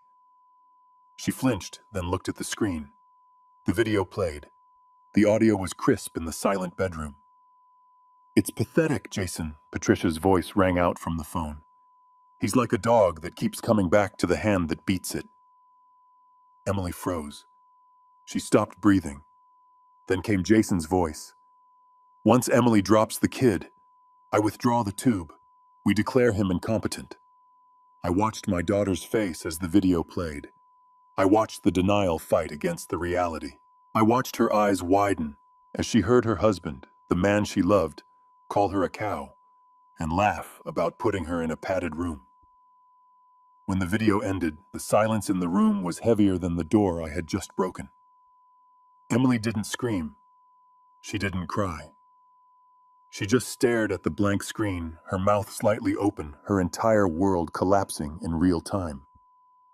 The gaslighting broke. The fog lifted, and in its place came a pain so raw I could feel it radiating off her. That's Mom, she whispered, her voice barely audible. And Jason. It was Tuesday, I said, gently putting the phone away. They have been poisoning me with antipsychotics to fake dementia, and they have been drugging you to keep you docile. They don't love us, baby girl. We are just piggy banks to them. Emily looked at me. For the first time in months, she really saw me. She saw the dad who taught her to ride a bike, the dad who sat through her recitals, the dad who built this life for her. She grabbed my arm, her grip desperate and strong. Dad, she choked out, a sob breaking through. I signed the papers. I signed the custody agreement. It doesn't matter, I said, pulling her into a hug. She buried her face in my shoulder, weeping uncontrollably. We are going to fix it. But right now we have to move. We have to get you out of here before he comes back. I pulled her out of bed. She was heavy, her movements sluggish from whatever they had given her earlier, but panic was a powerful stimulant. Grab your shoes, I ordered. Nothing else. We buy new clothes. We buy new everything. Just get your shoes. She nodded, wiping her face with the back of her hand. She slipped on her sneakers, her hands shaking so hard she couldn't tie the laces. I knelt down and tied them for her, just like I used to when she was 5. Come on, I said, helping her up. We moved down the stairs, me supporting her weight, her clinging to my jacket like a lifeline.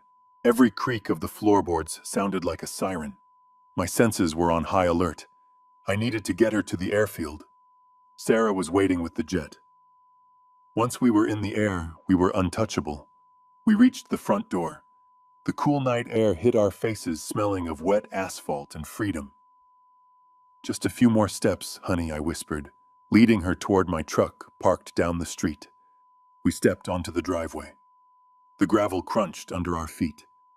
And then the world exploded in light. High beams cut through the darkness, blinding us. A car engine roared, approaching fast, too fast. I threw my arm up to shield my eyes, pulling Emily behind me. The car swerved into the driveway, tires screeching on the pavement, spraying gravel everywhere. It skidded to a halt just 10 feet from us, the engine idling with a menacing growl. The headlights dimmed and I saw the silhouette of the Mercedes. My stomach dropped. They were back. Hours early. The driver's door flew open. Jason stepped out. He wasn't wearing his suit jacket. His tie was undone. And he wasn't smiling. Well, well, well, he said, his voice slurred but dangerous. The alarm on my phone said the front door was opened. I thought it might be a burglar. He walked into the light of the headlamps, holding a heavy tire iron loosely in his right hand. But it is just family, he sneered, looking from me to Emily. Trying to steal what is mine. Emily whimpered behind me, gripping my coat so hard I could feel her nails digging into my skin. Get back in the house, Emily, Jason commanded, pointing the tire iron at her. I stepped forward, putting myself squarely between the monster and my daughter. I didn't have a weapon. I didn't have a plan for a physical fight with a man half my age. But I had something he didn't. I had nothing left to lose. She is not going anywhere with you, Jason, I said, my voice low and steady. It is over. Jason laughed, a dry, humorless sound. Over, old man, we are just getting started. And since you broke into my house in the middle of the night, well, self-defense is a very strong legal argument for what happens next. He took a step forward, raising the iron. I braced myself. The extraction had just turned into a war. The glare of the headlights cut through the darkness, illuminating Jason like a demon on a stage. He stood in the middle of the driveway, his legs spread wide in a stance of arrogant defiance. In his right hand, he gripped a wooden baseball bat, tapping it rhythmically against his palm. The sound was dull and heavy, a metronome counting down to violence. I could see the sweat glistening on his forehead and the wild, unfocused look in his eyes. He was drunk on alcohol, high on cocaine, and overdosing on the power he thought he had won. Emily shrank down in the passenger seat, covering her head with her hands. She was trembling so violently that the whole truck seemed to shake with her. Lock the door, I said quietly. My voice was the only calm thing in the cab. Jason took a step forward, swinging the bat loosely. He shouted something, his voice slurred but loud enough to penetrate the glass. Where do you think you are going, old man? You think you can just take my property? He wasn't talking about the truck. He was pointing the bat at Emily. To him, she wasn't a wife or a partner. She was an asset. She was the vessel carrying the heir to the trust fund he had just tried to steal. She was a cash cow, and I was the thief. I didn't roll down the window. I didn't engage. I looked at the gap between his Mercedes and the stone pillar of the gate. It was narrow, maybe 6 feet. Not enough for my Ford F-150 to pass through without contact. Jason laughed, seeing me hesitate. He thought I was afraid. He thought the Harrison Vance who built skyscrapers would be intimidated by a thug in a dress shirt. Get out of the car, he screamed, smashing the bat against the hood of my truck. The metal dented with a sickening crunch. Give me the keys, you senile old bat, before I drag you out. I looked at Emily. Keep your head down, baby. This is going to get bumpy. I didn't reverse. I didn't try to go around him. I shifted the truck into drive. I gripped the steering wheel with hands that had poured concrete and welded steel. I looked Jason dead in the eye through the windshield. He stopped laughing. He saw the engine rev. He saw the intent. For a split second, the drugs wore off, and I saw genuine fear flicker across his face. He scrambled backward, tripping over his own feet, swinging the bat wildly at the air. I slammed my foot onto the gas pedal. The truck roared. It surged forward like a charging bull. I didn't aim for Jason. I aimed for the Mercedes, blocking my path. The impact was deafening. My heavy steel bumper slammed into the side of his pristine German engineering. Glass shattered. Metal shrieked as it tore. The Mercedes spun violently, its rear end smashing into the stone pillar, clearing just enough space for me to scrape through. My truck shuddered, sparks flying as my passenger side ground against the stone gate, but we were through. I didn't look back to see if Jason was hurt. I didn't care. I hit the asphalt of the main road and floored it. Dad. Emily cried, looking back. He is coming. I checked the rearview mirror. Through the cracked glass, I saw the Mercedes. The side was caved in, one headlight was smashed, but the engine was still running. Jason was behind the wheel, his face a mask of bloody rage. He peeled out of the driveway, tires smoking, and gave chase. We hit the highway on-ramp doing 70. The rain had turned the asphalt into a black mirror, slick and dangerous. I knew this truck. I knew its weight limits. I knew how it handled in a skid. Jason was driving a high-performance sports sedan, but he was intoxicated and reckless. That was my advantage. He came up fast on my left, his high beams blinding me in the side mirror. He swerved, trying to clip my rear bumper, trying to spin me out. This is a move called the pit maneuver. Police use it. Jason had probably seen it in movies. "Hold on," I yelled to Emily. I tapped the brakes just for a second. Jason mistimed his swerve. He shot past me, missing my bumper by inches. He overcorrected his car, fishtailing wildly on the wet road before he regained control. He pulled up alongside me, now matching my speed at 85 miles per hour. He rolled down his window, ignoring the rain lashing into his face. He was screaming, his mouth moving in silent fury, gesturing for me to pull over. He looked like a madman. I kept my eyes on the road, my hands steady at 10 and 2. I wasn't going to play his game. I just needed to get to the airfield. Sarah was waiting. The jet was waiting.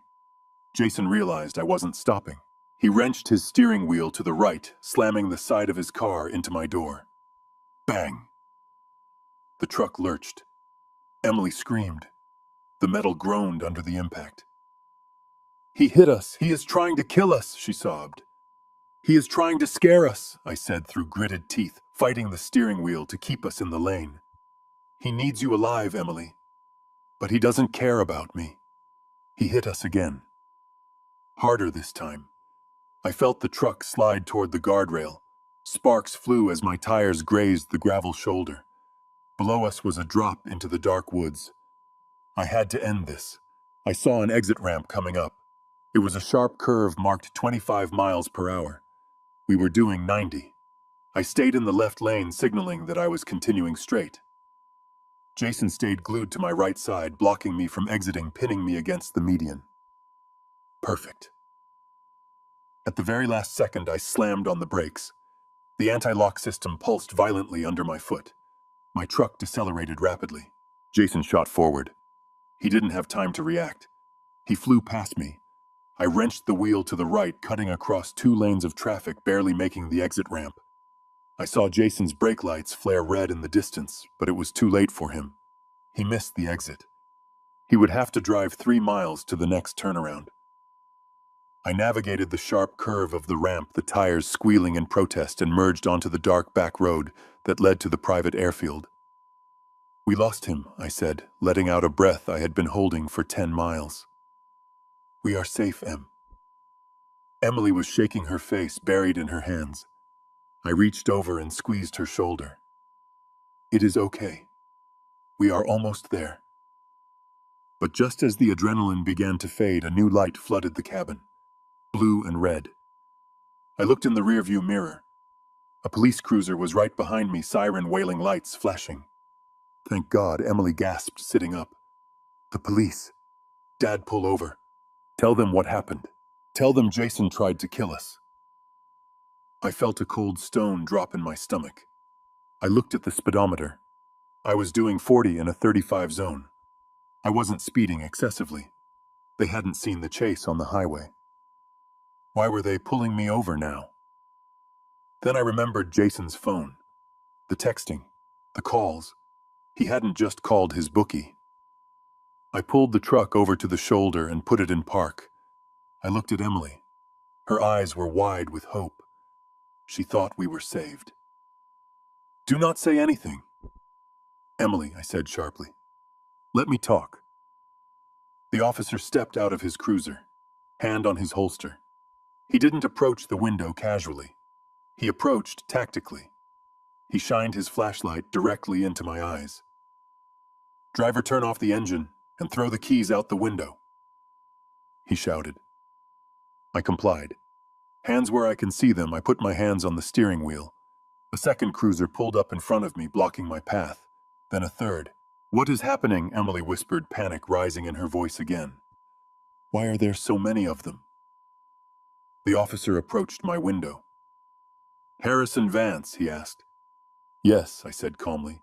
"Step out of the vehicle slowly. You are under arrest." "Arrest for what?" Emily screamed. "He saved me. My husband is the one chasing us." The officer ignored her. He opened my door and yanked me out, spinning me around and slamming me against the cold, wet metal of the truck. I felt the cold steel of handcuffs snap around my wrists. "You are under arrest for the kidnapping of Emily Bennett and the assault of Jason Bennett," the officer recited. I closed my eyes as my cheek pressed against the wet paint. Jason had played his ace. He had called 911 the moment I broke down the bedroom door. He had reported a violent, mentally unstable old man kidnapping his pregnant wife. To the police, I wasn't a hero. I was a confused, dangerous senior citizen who had just rammed a car and abducted a woman. I looked back at this truck. Another officer was helping Emily out. She was screaming, trying to pull away, trying to run to me. "Dad, he is lying." "Dad." I didn't struggle. I didn't shout. I stood tall, even in handcuffs. "It is okay, Emily," I shouted over the sirens. "Call Sarah. Call the lawyer." They shoved me into the back of the cruiser. The smell of stale coffee and vinyl filled my nose. Through the cage, I saw the headlights of a Mercedes pulling up slowly past the police line. Jason rolled down his window. His face was bloody, his car was wrecked, but he was smiling. He looked at me in the back of the cop car, and then he looked at the officers escorting a sobbing Emily toward an ambulance. He had won the battle. He had turned the law into his weapon. But as the cruiser pulled away, taking me to a cell instead of the airfield, I didn't feel defeated. I felt focused. Jason thought this was the end. He thought putting me in a cage would stop me. He forgot one thing. I had already signed the papers. The trap was already set. And by arresting me by making this a matter of public record, he had just ensured that when the FBI raided his office on Monday, there would be a police report proving he was the one in charge. I leaned my head back against the seat and watched the rain streak the window. "Enjoy the victory lap, Jason," I whispered, "because you are running straight off a cliff." The red and blue lights blinded me, flashing in a dizzying rhythm against the wet asphalt. I was barely out of the truck before 3 officers were on me. I didn't resist. I knew better than to fight armed men who were running on adrenaline and bad information. I raised my hands, my wrists aching, but before I could speak, I was spun around and slammed against the side of my vehicle. The cold metal pressed against my cheek, mixing with the grit of the road and the relentless rain. One officer kicked my legs apart, patting me down with rough, efficient movements. I felt the steel of the handcuffs bite into my skin, snapping shut with a finality that echoed in the hollow pit of my stomach. I was Harrison Vance. I had built the city hall these men reported to. I had designed the precinct where they booked criminals, and now I was being treated like the worst kind of felon on the side of a dark highway. From the other side of the truck, I heard Emily screaming. It was a sound that tore through my heart, a raw, primal cry of desperation. "He is innocent," she wailed, struggling as a female officer tried to guide her toward an ambulance. "He didn't kidnap me, he saved me. Please, you have to listen." The officer holding me tightened his grip on my arm. "Stop moving, sir. She is telling the truth." I said, my voice calm despite the chaos. "I am not kidnapping her. I am her father. We are fleeing a domestic abuse situation. Check the records." The officer didn't look at me. He looked at his radio. "Dispatch, we have the suspect in custody. Confirming identity as Harrison Vance."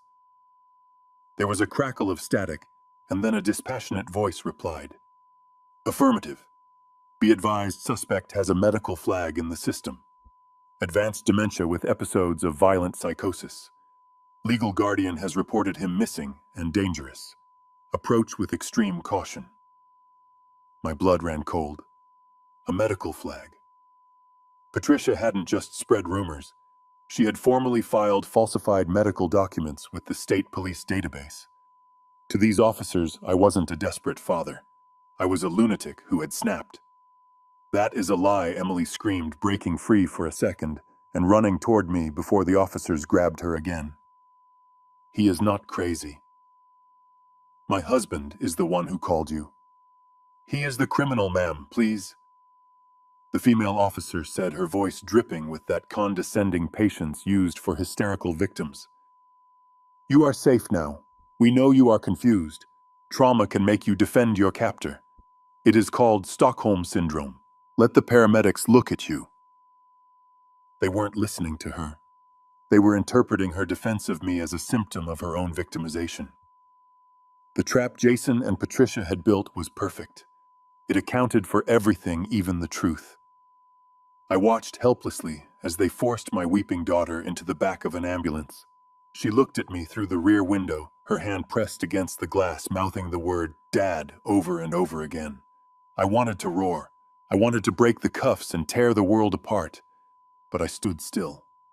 I knew that any sign of aggression would just prove the file right. Then a sleek black car pulled up behind the wall of police cruisers. It was the Mercedes, battered and scraped from our collision, looking like a war machine that had taken a hit, but kept moving. The doors opened. Jason and Patricia stepped out into the rain. They didn't look like the monsters I knew. They looked like shattered, terrified family members. Patricia was crying, clutching a handkerchief to her mouth. Jason was limping slightly, holding his side, playing the injured hero to perfection. "Oh, thank God," Patricia cried out, rushing toward the police line. "Is he okay? Is my husband okay?" "Ma'am, stay back," an officer said, stepping forward. "Please," she sobbed, grabbing the officer's arm. "He is sick. He doesn't know what he is doing. He thinks he is in the war. He thinks everyone is an enemy. Please don't hurt him." I watched her performance with a sickening sense of awe. She was pleading for mercy for the man she had tried to poison. It was brilliant. It made her look like the saintly suffering wife dealing with a tragic burden. "Harrison," she called out, looking at me with tear-filled eyes. "Why did you run?" "We just want to help you." I stared at her. I didn't say a word. I just looked at her with a cold, dead stare. Jason walked past her, flashing a badge of some sort to the sergeant. Probably his corporate security clearance or just a flash of his ID to look important. He spoke in low, serious tones, pointing at me, then at the ambulance. The sergeant nodded sympathetically. Jason walked over to where I was pinned against the truck. The officer made a move to stop him, but Jason held up a hand. "It is okay, officer. I just want to say goodbye. He is my father-in-law." The officer stepped back a few feet, giving us a sliver of privacy. Jason stepped into my personal space. Up close, I could smell the stale alcohol on his breath, mixed with the metallic scent of adrenaline. His eyes were bloodshot, but the fear I had seen on the highway was gone. It was replaced by a gloating, sadistic triumph. He leaned in close, pretending to fix my collar, his face a mask of concern for the cameras and the cops. But when he spoke, his voice was a whisper meant only for me. "You almost had me, old man," he hissed. "I will give you that. The truck. The escape." It was almost impressive. He smiled, a cold, shark-like baring of teeth. "But almost doesn't count, does it? Now you are in the system. Documented violent outburst, kidnapping charge, resisting arrest." I looked him in the eye. "It is not over, Jason." "Oh, but it is," he whispered, leaning closer until his lips brushed my ear. "Sarah can't help you now. No judge will release a violent psychotic to a lawyer. They will remand you to the state facility for evaluation. And guess who has power of attorney over your medical decisions until the court says otherwise?"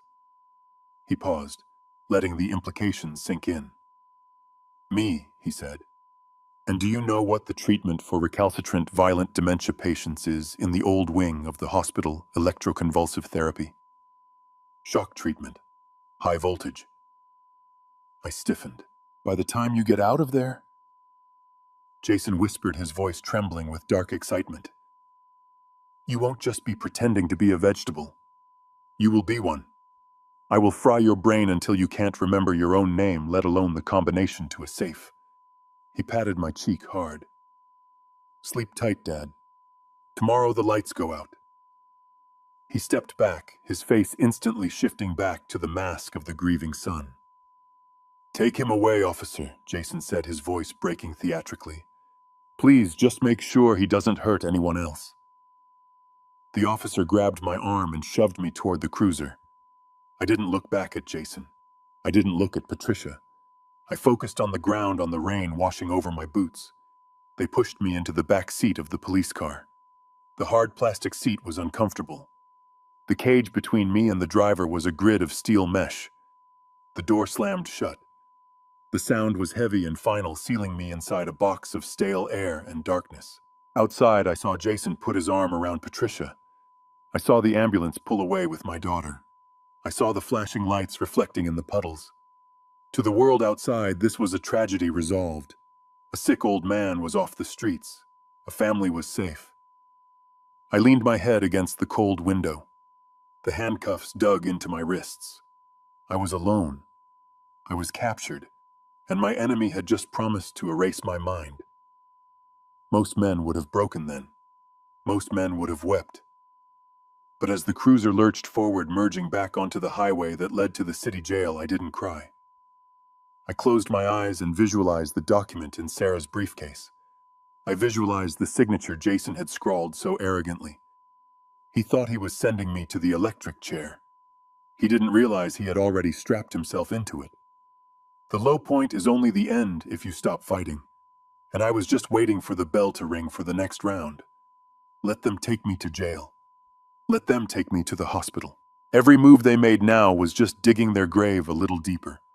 I took a deep breath, inhaling the smell of captivity, and exhaled the fear. Monday is coming. Jason, I thought, and you are going to wish you had let me get on that plane.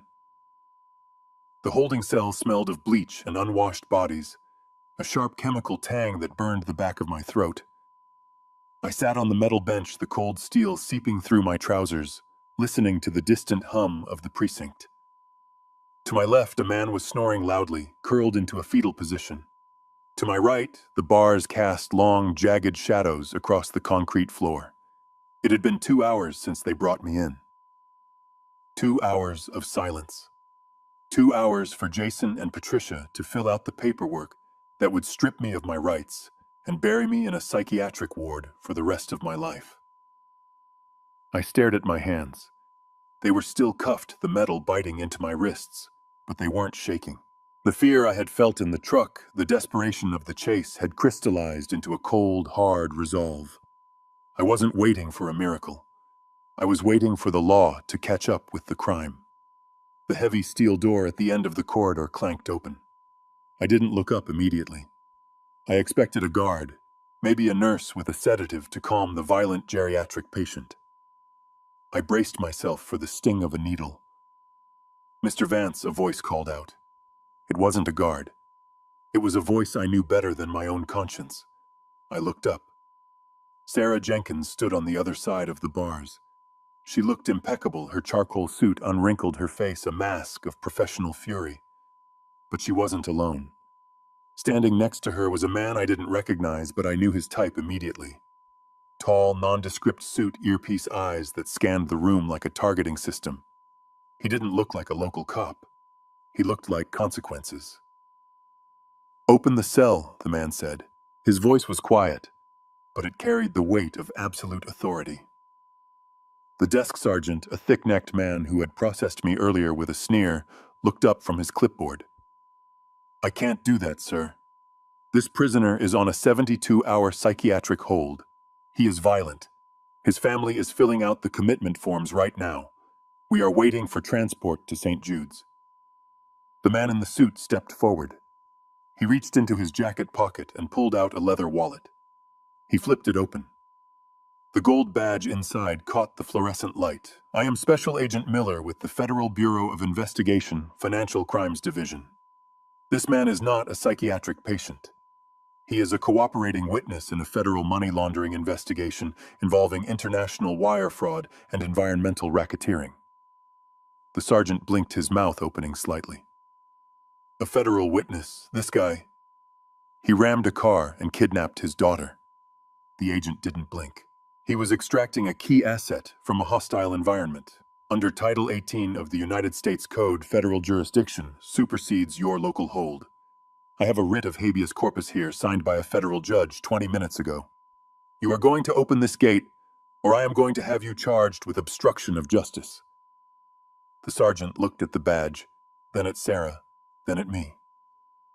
The color drained from his face. He fumbled for his keys, the jagged metal clinking nervously against the lock. I stood up. My knees popped, but I felt 10 feet tall. The lock turned with a heavy thunk. The gate slid open. Sarah stepped inside. She didn't hug me. She didn't ask if I was okay. She looked at the handcuffs. "Get these off him," she said to the sergeant. "Now!" The sergeant hurried to unlock the cuffs. As the metal sprang open and fell away, I rubbed my wrists. The circulation rushed back, stinging and hot. It felt like victory. "Thank you, Sarah," I said, my voice raspy but steady. She nodded, handing me a handkerchief to wipe the grime from my face. "You cut it close, Harrison.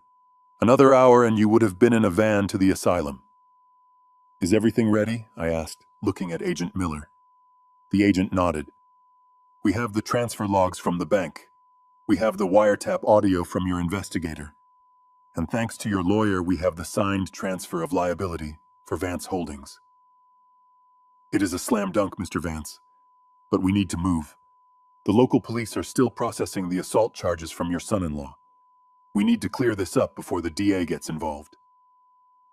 I buttoned my jacket, smoothing out the wrinkles. I felt the weight of the toxicology report in my inside pocket. It was the only thing the police hadn't confiscated, thinking it was just old man papers. "Let's go," I said. "I have a meeting to attend." We walked out of the holding area, the heavy door closing behind us with a satisfying finality. We moved through the booking area, past the confused officers, and into the main lobby of the precinct. The scene that greeted me was almost cinematic. Jason and Patricia were sitting at the detective's desk, looking the picture of tragic grace. Patricia was dabbing her eyes with a tissue, leaning into Jason for support. Jason was holding a pen, hovering over a stack of documents.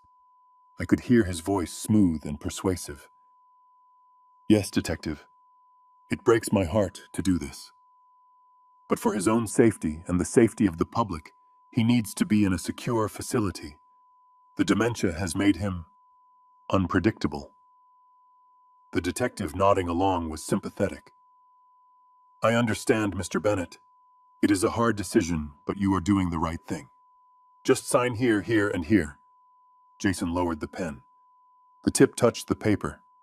"Don't sign that, Jason," I said. My voice wasn't loud, but it cut through the noise of the station like a knife. "Unless you want to add perjury to your list of crimes." Jason froze. The pen skittered across the paper, leaving a jagged ink trail. He spun around in the chair. Patricia gasped, her hand flying to her mouth. They stared at me. They looked at the handcuffs that were no longer on my wrists. They looked at Sarah. And then they looked at the grim-faced FBI agent standing behind me. Harrison Patricia stammered, her face going pale beneath her makeup.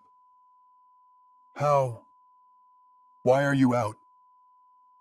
Jason stood up, his face flushing with anger. "Officer, this man is dangerous. Why is he unshackled? He tried to kill me tonight." The FBI agent stepped forward, flashing his badge again. "Sit down, Mr. Bennett." Jason didn't sit. He looked trapped. He looked at me, and for the first time, the arrogance cracked. He saw something in my eyes he hadn't seen in months. He saw the architect. I walked over to the desk. The detective tried to stand up, but Agent Miller put a hand on his shoulder. "We are taking over this scene, detective. Stand down." I stopped right in front of Jason. I could smell the fear coming off him now, sour and sharp, overpowering the stale alcohol. "You told them I was crazy." "Jason," I said, my voice calm, almost conversational. "You told them I was imagining things. You told them I was senile." I reached into my pocket and pulled out the crumpled envelope from the toxicology lab. I tossed it onto the desk. It landed right on top of the commitment papers. "Read it," I commanded. Jason stared at the envelope. He didn't move. Patricia reached out with a trembling hand and picked it up. She pulled out the report. Her eyes scanned the page. Haloperidol. Toxic levels. Chronic administration. She dropped the paper as if it burned her fingers. This, this is fake, she whispered, looking at the detective. He forged it. He is paranoid. It is from a certified forensic lab. Patricia, I said, and it is dated yesterday. But that is not the only thing I have. I looked at Jason. I know about the gambling, Jason. I know about the $5 million you owe to the South Boston Syndicate. I know you tried to wire $2 million from my account to the Caymans on Friday. Jason's mouth opened and closed like a fish on dry land. You can't prove that. I don't have to, I said, pointing to Agent Miller. He can. He has the bank logs. He has the wiretap of you threatening Emily. And he has the recording of you and Patricia in my living room planning to overdose me. The room went deadly silent. The local detective looked from me to Jason, his expression shifting from sympathy to suspicion. He slowly moved his hand away from the commitment papers and rested it near his holster.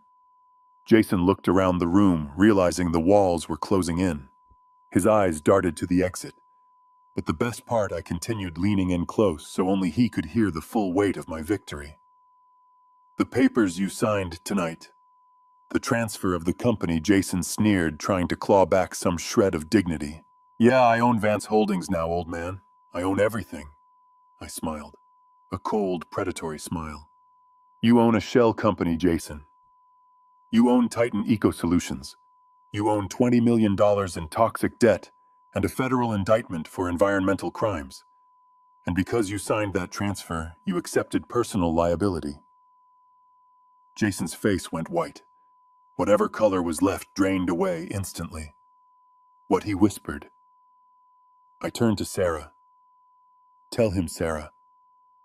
Sarah stepped forward, her voice crisp and professional. At 9:00 a.m. tomorrow, the EPA is filing criminal charges against the directors of Vance Holdings. Since the transfer was executed and notarized 3 hours ago, that is you, Mr. Bennett. And you, Mrs. Vance. You are looking at 15 years in federal prison. Minimum. Patricia let out a low wail and slumped into her chair. Jason stared at me. The realization hit him like a physical blow. The trap hadn't been the police station. The trap had been the victory I gave him. You set me up, he choked out. I didn't set you up, Jason, I said, straightening my tie. I just let you be yourself, a greedy, arrogant, sloppy amateur. I turned to the FBI agent. Agent Miller. I believe these are the suspects you are looking for. I turned my back on them. I heard the scuffle behind me. I heard Jason screaming that it was a lie, that I was crazy. I heard the click of handcuffs. But it wasn't my wrists they were closing around this time. I walked toward the exit of the police station. The automatic doors slid open, letting in the cool night air. The rain had stopped. The play is over, I whispered to the city skyline, and the house lights are finally coming on. The silence that followed my revelation was absolute, a vacuum, where the air had been sucked out of the room by the sheer weight of the truth. Jason stood frozen, his mouth slightly open, the color draining from his face until he looked like a wax figure. Patricia was gripping the edge of the detective's desk, her knuckles white, her eyes darting frantically from me to the FBI agent as if searching for an exit that didn't exist. Then the silence was shattered. It started with a single vibration against the wood of the desk. Jason's phone. Then it buzzed again, and again. A relentless, angry rhythm that echoed off the precinct walls. It wasn't the ringtone of a business partner or a friend. It was the insistent, panicked demand of a world collapsing. Jason looked down at the screen. I saw his throat work as he swallowed. Answer it, Jason, I said softly. It is probably important. He didn't move. He couldn't. So the phone answered itself in a way. A notification popped up on the lock screen, bright enough for all of us to see. Bank alert, insufficient funds. Account frozen. Then another one. Urgent margin call. Then a text message from a number I recognized as the collection arm of the South Boston Syndicate. It was short. Time is up. Sarah stepped forward. She didn't look at Jason with triumph. She looked at him with the clinical detachment of a coroner, pronouncing a time of death. You might want to check your email as well. Mr. Bennett, she said, her voice cutting through the buzzing of the phone. My office took the liberty of filing the transfer of ownership with the SEC and the state registrar immediately after you signed it. The digital timestamp was 3 hours ago. Jason looked up at her, his eyes wild. You can't do that. It takes days to process. Not when you pay the expedited filing fee, Sarah replied calmly. Which means as of right now, you and Patricia are the official owners of Titan Eco Solutions and all its outstanding liabilities. And congratulations, Jason. You have achieved something quite rare. You have managed to inherit $20 million in debt in less than an hour. 20 million, Patricia whispered. Her voice was trembling. She looked at Jason. You told me the company was worth millions. You told me we were rich. We were? Jason shouted, his voice cracking. It is a trick. He tricked us. Sarah shook her head. It is not a trick. It is a contract. A contract you signed without reading. And because you signed the personal guarantee clause on page 42, the clause I specifically warned you about, the corporate veil has been pierced. She took a step closer, driving the nail into the coffin. That means the creditors don't just go after the company assets, Jason. They go after you. And since the company has zero liquidity, the bank is currently executing a lien on your personal property to cover the initial default. Jason stared at her. What? What does that mean? It means, Sarah said, checking her watch, that right now a repo team is likely towing your Mercedes from the impound lot. It means the locks are being changed on your house in Wellesley. It means every credit card in your wallet is a useless piece of plastic. You are not just bankrupt, Jason. You are destitute. No. Jason gasped, backing away until he hit the wall. No, the house. The house is in the trust. Not anymore, I interjected. The document you signed dissolved the trust and moved all assets into the holding company to cover the liability. You leveraged your own home to pay for a toxic waste dump. You did it to yourself. The reality hit them like a physical shockwave, but it hit Patricia harder. I watched her face transform. The mask of the loving wife, the grieving stepmother, the elegant socialite, it all melted away in seconds. Beneath it was the face of a survivor, a parasite who realized its host was dead. She looked at Jason not with love, but with pure, unadulterated hatred. You idiot, she screamed. The sound was shrill and animalistic. She lunged at him. It happened so fast the officers didn't react immediately. Patricia clawed at Jason's face, her manicured nails digging into his skin, leaving angry red welts. You ruined me, she shrieked, striking him again and again. I trusted you. You said you had a plan. You said the old man was stupid. You are the stupid one. You signed it. You made me sign it. Jason, fueled by his own panic, and the humiliation of the moment, shoved her back. She stumbled and fell against the filing cabinets, knocking over a stack of papers. Get off me! Jason yelled, his voice raw. You wanted the money just as much as I did. You were the one who suggested the pills. You were the one who researched the dosage.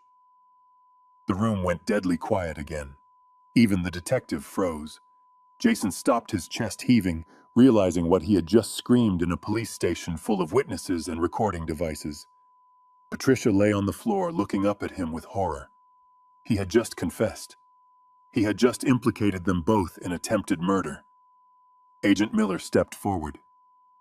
That is enough. He nodded to the officers. Take them into custody. The detective, who had been ready to commit me to an asylum 10 minutes ago, pulled his handcuffs from his belt. He walked over to Jason. Jason Bennett, you are under arrest for financial fraud, environmental racketeering, and based on your spontaneous utterance just now, conspiracy to commit murder. Turn around and place your hands behind your back. Jason didn't fight. He looked broken. The arrogance was gone. The swagger was gone. He turned around slowly, a man moving through a nightmare. The cuffs clicked shut. Patricia tried to scramble to her feet, fixing her hair, trying to regain some shred of dignity. "Wait," she stammered, looking at the officers. I was manipulated. I didn't know. He forced me. I am a victim here." Agent Miller shook his head. "Mrs. Vance, we have your signature on the falsified medical reports. We have you on tape discussing the poison. And now we have your co-conspirator's confession. You are not a victim. You are an accomplice." An officer grabbed Patricia's arms. She screamed as the cold steel touched her wrists. "No, Harrison. Help me, Harrison. Tell them I am your wife." I stood there watching them. I watched the people who had shared my table, lived in my house, and planned my death. I saw them for what they truly were. Not family. Just strangers who had stayed too long. Patricia looked at me, her eyes pleading, tears streaming down her face, ruining her expensive makeup. "Harrison, please. Don't let them take me. I love you." I looked at her. I didn't feel anger anymore. I didn't feel sadness. I felt the cool detachment of an architect looking at a building that had been condemned and was finally being demolished to make way for something new. I reached up and adjusted my vest, tightening the knot of my tie. "You don't love me, Patricia," I said calmly. "You loved the lifestyle I provided. And now that the bill has come due, you are just upset that you have to pay it." "Harrison," she wailed as they dragged her toward the holding cells, the same cells I had just vacated. Jason didn't say a word. As he was led past me, he looked up. Our eyes met one last time. There was no defiance left in him, only the hollow look of a man who realized he had played a game against a grandmaster and lost every piece on the board. I watched them disappear down the hallway. The heavy steel door clanged shut behind them. The noise signaled the end of the empire they thought they had built. The precinct returned to its normal hum. Phones rang. Officers typed reports. Life went on. Sarah walked over to me. She looked exhausted, but relieved. "It is over, Harrison. They are gone." I nodded slowly. "Not just gone, Sarah. Erased." I turned to Agent Miller. "Thank you, Agent. I assume you have everything you need." Miller nodded, pocketing his notepad. "We do. The testimony regarding the wire fraud will be needed next week, but for tonight you are free to go, and Mr. Vance, yes, good work. I have seen a lot of takedowns, but I have never seen anyone dismantle their own life so precisely to catch the bad guys." I looked at the empty desk where Jason had tried to sign my life away. "Sometimes, Agent, you have to tear the house down to get rid of the termites." I turned and walked toward the exit. The automatic doors slid open, and the cool night air hit my face. It smelled of rain and ozone. It smelled clean. I stepped out onto the sidewalk. The city lights of Boston twinkled in the distance, a skyline I had helped create. I was 72 years old. I had lost my company. I had lost my wife. I had lost a fortune in the process. But as I stood there waiting for Sarah to bring the car around, I realized I was richer than I had been in years. I had my mind. I had my dignity. And most importantly, somewhere safe, I had my daughter. The collapse was total. The dust was settling. And now, finally, I could begin the reconstruction. The sound of graphite scratching against paper is the only music I need these days. It is a sharp, precise sound. For 40 years, I used this sound to raise skyscrapers that scraped the belly of the clouds in Boston. But the blueprint in front of me today isn't for a tower of glass and steel. It is for something much more important. It is a treehouse, a small, sturdy fortress to be built in the branches of the old oak tree in my backyard.